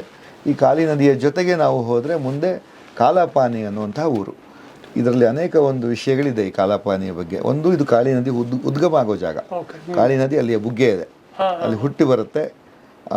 ಅದು ಕಾಳಿ ನದಿ ಹುಟ್ಟೋ ಜಾಗ. ಆ ನದಿಯ ಆಪಾರಿದೆ, ಇನ್ನೊಂದು ಜಾಗದಲ್ಲಿದೆ. ನಮಗೂ ನೇಪಾಲ್ಗೂ ಇವಾಗಲೂ ಕೂಡ ಆ ವಿಷಯದಲ್ಲಿ ಸ್ವಲ್ಪ ನಮ್ಮದು ಅಂತ ಅವ್ರು ಹೇಳ್ತಾರೆ. ಅದು ಭಾರತದ ಜೊತೆಗಿರೋದು. ಸೊ ಆ ಕಾಲಾಪಾನಿ ಜಾಗದಲ್ಲಿ ನದಿ ಹುಟ್ಟೋ ಜಾಗ ಅದು. ಅಲ್ಲಿ ನನಗೆ ಒಂದು ಬಿಸಿ ನೀರ ಬುಗ್ಗೆ ಕೂಡ ಇದೆ. ನಂಗೆ ಅಲ್ಲಿ ಸ್ನಾನ ಮಾಡಿದ್ದು ಇವತ್ತು ಸ್ಮರಣೆ ಇದೆ. ಸ್ನಾನ ಸಂಧೆ ಅವನ್ನೆಲ್ಲ ಮಾಡಿದ್ದೆ. ಅದ್ರ ಎದುರಿಗೆ ಒಂದು ಕಾಲಾಪಾನಿ ಎದುರಿಗೆ ದೊಡ್ಡ ಪರ್ವತ ಇದೆ. ಆ ಪರ್ವತದ ಮೇಲುಗಡೆ ವೇದವ್ಯಾಸರ ಒಂದು ಗುಹೆ ಇದೆ, ವ್ಯಾಸಗುಹ ಅಂತ ಕರೀತಾರೆ. ಅಲ್ಲಿ ವೇದವ್ಯಾಸ ದೇವರು ತಪಸ್ಸು ಮಾಡಿರೋ ಜಾಗ, ಗ್ರಂಥಗಳನ್ನು ಅಂತ ಹಾಗೆ ಅಲ್ಲಿ ಪ್ರಸಿದ್ಧ. ಅದಕ್ಕೆ ವ್ಯಾಸ ಕಣಿವೆ ಅಂತ ಕೂಡ ನಾನು ಹೇಳಿದೆ ನಿಮಗೆ. ಅದೊಂದು ಬಹಳ ಮುಖ್ಯವಾದ ಅಲ್ಲಿಯ ವಿಶೇಷ. ಓಕೆ. ಸೊ ಇದು ಯಾವ ಊರು ಅಂತ ಹೇಳಿದ್ರಿ? ಕಾಲಾಪಾನಿ. ಅಲ್ಲೊಂದು ದೇವಸ್ಥಾನವೂ ಇದೆ, ಕಾಳಿನ ಒಂದು ಮಿಲಿಟ್ರಿ ಅವ್ರ ದೇವಸ್ಥಾನ ಇದೆ. ನಿತ್ಯ ಸಂಜೆ ಭಜನೆ ಎಲ್ಲ ಮಾಡ್ತಾರೆ ಅವರು. ಅಲ್ಲಿಗೆ ಹೋಗೋಕ್ಕಾಗಲ್ಲ, ಅಲ್ಲಿ ಹತ್ರ ಮಿಲಿಟ್ರಿ ಅವರು ಆ ವ್ಯಾಸಗುಹಾಗೆ ಹೋಗ್ತಾರೆ ಅಂತ ನಾನು ಕೇಳಿದ್ದೆ. ಅಲ್ಲಿ ಮೇಲ್ಗಡೆ ಅಲ್ಲೊಂದು ಫ್ಲಾಗ್ ಹಾಯ್ಸ್ಟ್ ಮಾಡ್ಯಾರ ಮೇಲ್ಗಡೆ ಅವರು. ಸೊ ಅವ್ರೇನೋ ಹೇಗೋ ಕಷ್ಟ ಇದೆ ಹತ್ತೋದು, ತುಂಬಾ ಆಲ್ಮೋಸ್ಟ್ ಹೀಗೆ 90 ಡಿಗ್ರಿ ಇರೋದು. ಸೊ ಆ ಕಾಲಾಪಾನಿ ಇಂದ ಅದು ಅಂದ್ರೆ ಆಲ್ಮೋಸ್ಟ್ ಇಂಡಿಯಾ ಬಂದ್ವಿ. ಇವಾಗ ಇದಾದ್ಮೇಲೆ ಒಂದು ಜಾಗ ಅಷ್ಟೇ ಇರೋದು, ಅಂದ್ರೆ Indian border, Indo Nepal border ಇದೆ, ಟಿಬೆಟ್ ಬಾರ್ಡರ್ ಆ ಕಡೆ ಇದೆ. ಇದಾದ ಮೇಲೆ ಮುಂದಿನ ಜಾಗ ನಬಿಧಾಂಗ್ ಅಂತ. ಇದು ಲಾಸ್ಟ್ ಪ್ಲೇಸ್. ಇದು ನಬಿಧಾಂಗ್ ಅಂದ್ರೆ ಲಾಸ್ಟ್ ಮಿಲಿಟರಿ ಕ್ಯಾಂಪ್. ಇವೆಲ್ಲ ಮಿಲಿಟರಿ ಕ್ಯಾಂಪ್ಸೇ ಹೇಳ್ತಾರೆ. ಇನ್ನೇನು ಯಾರು ಗುಂಜಿ ಅನ್ನೋದು ಬಿಟ್ರೆ ಉಜ್ಜಿ ಲಾಸ್ಟ್ ಹಳ್ಳಿ. ಅದಾದ್ಮೇಲೆ ಇವಾಗ ಕಾಲಾಪಾನಿ ಮಿಲಿಟರಿ ಜಾಗ ಅಷ್ಟೇ. ಕಾಲಾಪಾನಿ ಸುಮಾರು ಒಂದು 12,000 ಅಡಿ ಎತ್ತರದಲ್ಲಿದೆ. ನಬಿಧಾಂಗ್ ಅನ್ನೋದು ಮುಂದಿನ ಜಾಗ, ಅದು ಸುಮಾರು 13,000ಕ್ಕಿಂತ ಎತ್ತರದ ಅಡಿ ಇದೆ. ಅಲ್ಲಿಂದ ಎದುರಿಗೆ ಓಂ ಪರ್ವತ ಕಾಣುತ್ತೆ. ಓಂ ಪರ್ವತ ಅನ್ನೋದು ಅದ್ಭುತವಾದ ಒಂದು ಜಾಗ, ಒಂದು ದೊಡ್ಡ ಪರ್ವತ ಇದೆ. ಅದು ಭಾರತ, ನೇಪಾಲ್, ಟಿಬೆಟ್ 3ಕ್ಕೂ ಸೇರುವ ಪರ್ವತ ಅದು. ಆ ಇಡೀ ಪರ್ವತ ನೀವು ನೋಡಿದ್ರೆ ಅದು ಹಿಮ ಓಂ ಥರ ಕಾಣುತ್ತೆ ನಿಮಗೆ ಪೂರ್ತಿ. ನಿಜವಾಗ್ಲೂ ಅದೇ ತರ ಹಾಗೆ ಇದೆ. ಫೋಟೋಗಳು ನೀವು ನೋಡಿ ಸಿಗುತ್ತೆ ಇವತ್ತು. ತುಂಬಾ ಇದ್ರ ಬಗ್ಗೆ ಗೊತ್ತೇ ಇಲ್ವಲ್ಲ, ಆ ಆಂಗ್ಸೈಟಿ ತುಂಬಾ ಹೆಚ್ಚಾಗ್ತಾ ಇದೆ ನನಗೆ. ಹೋಗ್ಲೇಬೇಕು ಅಂತ ಅನಿಸ್ತಾ ಇದೆ. ಆಗತ್ತೋ ಇಲ್ವೋ ಗೊತ್ತಿಲ್ಲ, ಬಟ್ ಹೋಗ್ಬೋದು. ಇವಾಗೆಲ್ಲ ತುಂಬಾ ಸುಲಭ ಆಗಿದೆ ಹೋಗೋದು. ಮೊದಲೆಲ್ಲ ಬಹಳ ಕಷ್ಟ ಇತ್ತು. ಈಗ ಆಲ್ಮೋಸ್ಟ್ ಎಲ್ಲ ರೀತಿಯ ಬೇರೆ ಬೇರೆ ಕಾರಣಗಳಿಂದ ಇವಾಗ ಅಲ್ಲಿವರೆಗೂ ರೂಟ್ ಮಾಡ್ತಾರೆ. ಮೊದಲು ಇರಲಿಲ್ಲ, ಅದು ಇತ್ತೀಚಿನ 4 ವರ್ಷದಲ್ಲಿ ಆಗಿದೆ. ಅದು ಒಂದು ಲಾಸ್ಟ್ ಕ್ಯಾಂಪ್ ನಮ್ಮ ಇಂಡಿಯನ್ ಸ್ಪೇಸ್ ಲಾಸ್ಟ್ ಕ್ಯಾಂಪ್ ಅದು. ಹೌದು, ಇಂಡಿಯನ್ ಒಂದು ಯಾತ್ರೆಯಲ್ಲಿ ಭಾರತದ ಇವತ್ತು ವರ್ಷದಲ್ಲಿರುವಂಥ ದೃಷ್ಟಿ ನೋಡೋದಾದ್ರೆ ಅದು last camp. Okay. So next ಎಲ್ಲಿಗೆ ಹೋದ್ರಿ ನೀವು? ಈ ಇಡೀ ಜರ್ನಿಲಿ ಒಂದು ಸ್ವಾರಸ್ಯ ಅಂದರೆ ನಾವು ಬೆಳಿಗ್ಗೆ ಸುಮಾರು 4 ಗಂಟೆಗೆದ್ದು ಹೊರಡ್ತಾ ಇದ್ದಿದ್ದು. ನನಗೊಂದು ಭಾಗ್ಯ, ಮನೆಯಲ್ಲಿ ಸಂಸ್ಕಾರ ನಿತ್ಯ ಸ್ನಾನ ಮಾಡಿ ಹೋಗ್ತಾ ಇದ್ದೆ ಎಲ್ಲ ಕಡೆ. ಬಟ್ ಈ ಜಾಗದಲ್ಲಿ ನನಗೆ ಬಹಳ ಕಷ್ಟ ಆಯಿತು. ಯಾಕೆಂದರೆ ಸುಮಾರು 1:30ಗೆ ಎಬ್ಸಿದ್ರು ನಮ್ಗೆ ಅಲ್ಲಿ. ಅವತ್ತು 2:30ಗೆ ಹೊರಡಬೇಕು. ಓಕೆ. ಬೇರೆ ಕಡೆ ಎಲ್ಲ 4 ಗಂಟೆಗೆದ್ದು ತಕ್ಷಣ ಅಲ್ಲೆಲ್ಲ ಏನಿದ್ದು ನಾನು ಮಾಡ್ಬೋದು. ಇವತ್ತು ಅದು ಆಮೇಲೆ ಜೊತೆಗೆ ಲಿಟ್ರಲಿ ಓಪನ್ನೇ ಮಾಡೋಕ್ಕಾಗಲ್ಲ ಬಟ್ಟೆ, ಅಷ್ಟು ಥಂಡಿ ಜಾಗ. ಫಸ್ಟ್ ಟೈಮ್ ನಾನು ಸಣ್ಣ ಹುಡುಗ ಆದ್ದರಿಂದ ಏನೋ ಧೈರ್ಯದಿಂದ ಬೈತಾ ಇದ್ರು ಎಲ್ಲರೂ, ಈ ಥರ ಎಲ್ಲ ಓಪನ್ ಮಾಡ್ಕೋಬಾರ್ದು, ಚೆಸ್ಟ್ ಆಗಲಿ ಅಥವಾ ದೇಹವನ್ನಾಗಲಿ. ಅವಾಗ ಇನ್ನೂ ಅಷ್ಟು ಗೊತ್ತಾಗ್ತಿರ್ಲಿಲ್ಲ. ಆಮೇಲೆ ಇದರ ಮಹತ್ವ ಗೊತ್ತಾಗ್ತಾ ಹೋಯಿತು, ಅಲ್ಲಿಯ ಹೈ ಆಲ್ಟಿಟ್ಯೂಡ್ ಇಶ್ಯೂಸ್ ಏನೇನು ಬರುತ್ತೆ ಅಂತ. ಅಲ್ಲಿಂದ ನಾನು ಆ ಒಂದು ನಬಿಧಾಂಗಿಂದ ಒಂದು 7 ಕಿಲೋಮೀಟ್ರು ಲಿಪು ಲೇಕ್ ಪಾಸ್ ಅಂತ ಹೇಳ್ತಾರೆ. ಅದು 17,600 ಅಡಿ ಎತ್ತರದಲ್ಲಿದೆ. So that is the pass ಅಂತ ಹೇಳ್ತಾರೆ. ಈ ಹಿಮಾಲಯದಲ್ಲಿ ಒಂದು ಈ ರೇಂಜಲ್ಲಿ ನೀವು ಈ ಪರ್ವತಗಳ ಕಣಿವೆ, ಕೆಳಗಡೆ ಕಣಿವೆ ಅಂತ ಹೇಳ್ತೀವಿ, ಮೇಲ್ಗಡೆ ಪ್ರದೇಶಕ್ಕೆ ಪಾಸ್ ಅಂತ ಹೇಳ್ತಾರೆ ಅಥವಾ ಕಾಲ್ ಅಂತ ಹೇಳ್ತಾರೆ. ಯಾವುದು ಅರೌಂಡ್ 15,000ದಿಂದ ಮೇಲೆ 20,000 ರೇಂಜಲ್ಲಿ ಇರುತ್ತೆ, ಅದನ್ನ ಪಾಸ್ ಅಂತ ಕರೀತಾರೆ. ಆ ಪಾಸ್ ಮೂಲಕನೇ ಹೋಗಬೇಕು ಒಂದು ಜಾಗದಿಂದ ಒಂದು ಜಾಗಕ್ಕೆ. ಅದು ಎಂಟ್ರಾಗಿ ಜಾಗ. ಅಲ್ಲಿ ಗಾಳಿ ಸಿಕ್ಕಾಪಟ್ಟೆ ಫೋರ್ಸ್ ಇರುತ್ತೆ, ಪರ್ವತದಲ್ಲಿ ಸ್ವಲ್ಪ ಓಪನಿಂಗ್ ಇರುತ್ತೆ ಅಲ್ಲಿ. ಆ ಜಾಗದಿಂದ ನೀವು ಕ್ರಾಸ್ ಮಾಡ್ಬೋದು. ಓಕೆ. ಅದಕ್ಕೆ ಪಾಸ್ ಅಂತ ಸೊ ಹೇಳ್ತಾರೆ. ನಾವು ಪಾಸ್ ಆಗೋದಕ್ಕೋಸ್ಕರ ಪಾಸು ಹಾಗೆ ನಾವು ಗೊತ್ತಿಲ್ಲ. ಇರ್ಬೋದು. ಹಾ, ಇನ್ನೊಂದು ಕಾಲ್ ಅಂತ ಹೇಳ್ತಾರೆ, ಅದು 20,000 ಅಡಿಗಿಂತ ಎತ್ತರ ಇದ್ದರೆ ಅದನ್ನ ಕಾಲ್ ಅಂತ ಹೇಳ್ತಾರೆ. ಅಲ್ಲಿ ಕೂಡ ದಾಟೋದಕ್ಕಾಗುತ್ತೆ. ಅದು ಸಾಧಾರಣ ಪೂರ್ತಿ ಐಸ್ ಅಲ್ಲಿ ಇದು ಕೂಡ ಅಷ್ಟೇ. ಇದು ಸುಮಾರು ಎಲ್ಲ ಕಡೆ ಫಸ್ಟ್ ನಾನಲ್ಲಿ ಸ್ನೋ ಟಚ್ ಮಾಡಿದ್ದು, ಐಸ್ ಟಚ್ ಮಾಡಿದ್ದು ಈ ಪ್ರದೇಶದಲ್ಲಿ. ಫಸ್ಟ್ ಟೈಮಲ್ಲಿ ಐಸ್ನ ಮುಟ್ಟಿ ಸ್ನೋಗಳನ್ನು ಮುಟ್ಟಿ ಆನಂದ ಪಟ್ಟಿದ್ದು ಆ ಸಮಯದಲ್ಲಿ. ಬೆಳಿಗ್ಗೆ ಹೋಗಿದ್ದೆ. ಇನ್ನು ಬೆಳಿಗ್ಗೆ ಮುಂಜಾನೆ 4 ಗಂಟೆಗೆ ಸೂರ್ಯ ಅಲ್ಲಿ ಹತ್ತಬೇಕಾದ್ರೆ ಸುತ್ತಲೂ ಈ ಒಂದು ರೀತಿ ಇಡೀ ಪ್ರಪಂಚದ ಮೇಲೆ ನಡೆಯೋ ಥರ ಇತ್ತು ಅದು. ಎಲ್ಲ ಕಡೆ ಎತ್ತರವಾದ ಸುತ್ತಲೂ ಪಿಕ್ಸು. ಅದಕ್ಕಿಂತ ಇನ್ನೇನು ಪ್ರಪಂಚ ಮೇಲೆ ಏನಿಲ್ಲ, ಎಲ್ಲ ಒಂದು ರೀತಿ ಆ ರೀತಿ ಜಾಗ. ವರ್ಣನೆ ಮಾಡೋಕ್ಕಾಗಲ್ಲ, ಅಷ್ಟು ಅದ್ಭುತವಾಗಿದೆ ಲಿಪು ಲೇಕ್ ಪಾಸ್. ಸೊ ಮುಂದೆ ಎಲ್ಲಿಗೆ ಹೋದ್ರಿ ನೀವು ಅಲ್ಲಿಂದ Lipu lake ಪಾಸಿಂದ? Lipu lake pass ದಾಟಿದ ತಕ್ಷಣ ನಮಗೆ ಅಲ್ಲಿ ಟಿಬೆಟ್ ಕಡೆಯಿಂದ ಅವ್ರು ರಿಸೀವ್ ಮಾಡ್ತಾರೆ. ಇಲ್ಲಿಂದ ಹ್ಯಾಂಡ್ ಓವರ್ ಮಾಡ್ತಾರೆ. ಇನ್ನು ಬೇರೆಯವ್ರು ಯಾರು ಬರೋ ಹಾಗಿಲ್ಲ. ನಮ್ಮ ಜೊತೆ ನೋಡಿ ಇವಾಗ ಈ 33 ಯಾತ್ರಿಗಳು ನಮ್ಮನ್ನು ಲೀಡ್ ಮಾಡುವಂಥ IAS ಆಫೀಸರ್ ಇರ್ತಾರೆ.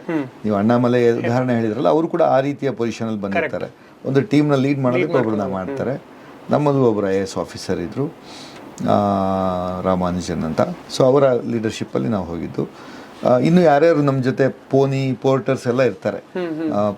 ಪೋನಿ ಅಂತಂದರೆ ಸಾಮಾನು ಹೊತ್ಕೊಳ್ಳುವಂತಹ ಹೆಸರುಗತ್ತೆ, ಅದು ಹಿಮಾಲಯದ ಹೆಸರುಗತ್ತೆ. ಹಾಗೆ ಪೋರ್ಟರ್ ಅಂತಂದರೆ ಸಾಮಾನು ಹೊತ್ಕೊಂಡು ಬರುವಂತಹ ಅಲ್ಲಿ ಹಿಮಾಲಯದ ಜನ. ಇವರೆಲ್ಲರೂ ಜೊತೆಗೆ ಬಂದಿರ್ತಾರೆ, ಅವರವರ ಅವಶ್ಯಕ್ಕೆ ತಕ್ಕಂತೆ ತೊಗೊಂಬಂದಿರ್ತಾರೆ. ಅವರೆಲ್ಲರೂ ಕೂಡ ಇಲ್ಲಿಗೆ ಸ್ಟಾಪ್, ಇಲ್ಲಿಂದ ಮುಂದೆ ಬರೋ ಹಾಗಿಲ್ಲ. ಹೊರಗಡೆ ಎಲ್ಲ ಪೂರ್ತಿ ಅಲ್ಲಿಯ ದೇಶದ ಜನ ಇನ್ನು ಒಂದು ಮುಂದುವರಿಸ್ತಾರೆ. ಕೇವಲ ಈ IAS ಆಫೀಸರು ನಾವು 33 ಜನ ಯಾರು ಅಫಿಷಿಯಲ್ಸ್ ಇರ್ತಾರೆ, ಬೇರೆ ಇನ್ಯಾರು ಅಲ್ಲಿ ಅಲೋಡ್ ಇಲ್ಲ. ಅಲ್ಲಿಗೆ ಹೋದ ಅಲ್ಲಿ ಗ್ರೂಪ್ ವೀಸಾ ಎಲ್ಲ ಚೆಕ್ ಮಾಡಿಬಿಟ್ಟು ಅಲ್ಲಿ ಎಂಟ್ರಿ ಮಾಡ್ತಾರೆ. ಅಲ್ಲಿಂದ ಮುಂದೆ ತಕ್ಲಾಕೋಟ್ ಅನ್ನುವಂತಹ ಜಾಗ ಇದೆ. ಅಲ್ಲಿ ಪೂರ್ತಿ ನಾವೆಲ್ಲ ಒಂಥರ ಪ್ಲೇನ್ಸಿಗೆ ಬಂದುಬಿಟ್ಟಿವಿ ನಾವು ಇವಾಗ, ಅಂದರೆ ಒಂದು ರೀತಿ ಪ್ಲ್ಯಾಟೋ. ಸೊ ಅಲ್ಲಿ ನಮಗೆ ಅಲ್ಲಿ ಒಂದು ಸ್ವಲ್ಪ ದೂರ ಅಷ್ಟೇ ಅಲ್ಲಿಂದ. ಆ ದೂರದಲ್ಲಿ ನಾನು ಅಲ್ಲಿ ವೆಹಿಕಲಲ್ಲೇ ಕರ್ಕೊಂಡು ಹೋಗಿ ಆ ತಕ್ಲಾಕೋಟ್ ಅನ್ನುವಂಥ ಒಂದು ಸಣ್ಣ ಪಟ್ಟಣ. ಅದು ಅಲ್ಲಿ ಪ್ರಸಿದ್ಧವಾದ trade centre, important trade centre ಇನ್ ಟಿಬೆಟ್. ಸುಮಾರು ಕಾಲದಿಂದ ಅಲ್ಲಿ ನಮಗೆ ಉಳಿಸ್ಕೊಂಡಿದ್ರು. ಅಲ್ಲಿ ಒಂದು ಕಾರ್ನಾಲಿ ಅಂತ ನದಿ ಕೂಡ ಹರಿಯುತ್ತೆ. ಮಾನಸರೋವರಿಂದ ಹುಟ್ಟು ಬಂದಿರುವಂಥ ಒಂದು ನದಿ ಕೂಡ ಅಲ್ಲಿ ಹರಿಯುತ್ತೆ. ಓಕೆ.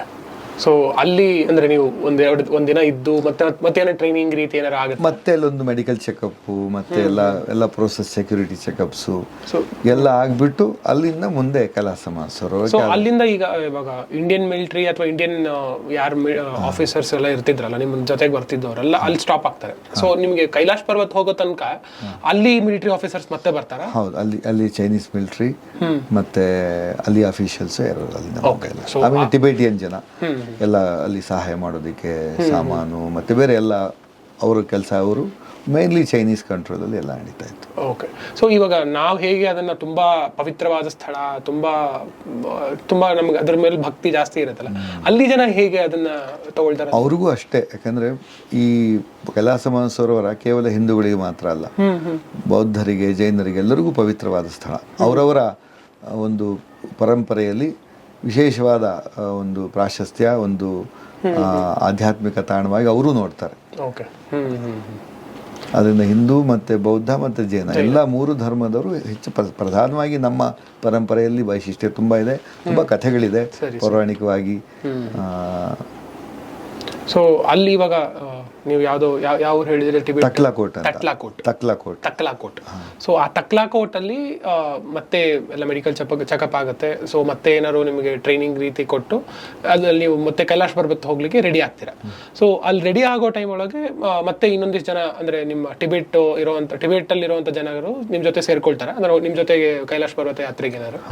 ಅದೇ ಅಲ್ಲಿಂದ 100 ಕಿಲೋಮೀಟರ್ ಭಾಗಶಃ ಮಾನಸರೋವರ. ಇವಾಗ ಎಷ್ಟು ದಿನ ಆಗಿತ್ತು ಇಲ್ಲಿ? ಇಷ್ಟು ಇವಾಗಲೇ ಒಂದು 10 ದಿವಸಕ್ಕಿಂತ ಜಾಸ್ತಿ ಆಯ್ತು ಅನ್ಕೋತೀನಿ. 10 ದಿನಕ್ಕಿಂತ ಜಾಸ್ತಿ ಆಯ್ತು. ಸುಮಾರು ಭಾರತದಲ್ಲೇ 9-10 ದಿವಸ ನಡೆಯೋದು. ಆಮೇಲೆ ಇಲ್ಲಿ ಬಂದೊಂದು ಸುಮಾರು 10 ಡೇಸ್ ಅಂತೂ ಆಗಿದೆ. ಸೊ ಅಲ್ಲಿಂದ ಇನ್ನೊಂದು 3-4 ಡೇಸ್ ಒಳಗೆ ನಿಮ್ದು ಯಾತ್ರೆ ಮುಗಿಬೇಕು? ಹಾಗೇನಿಲ್ಲ.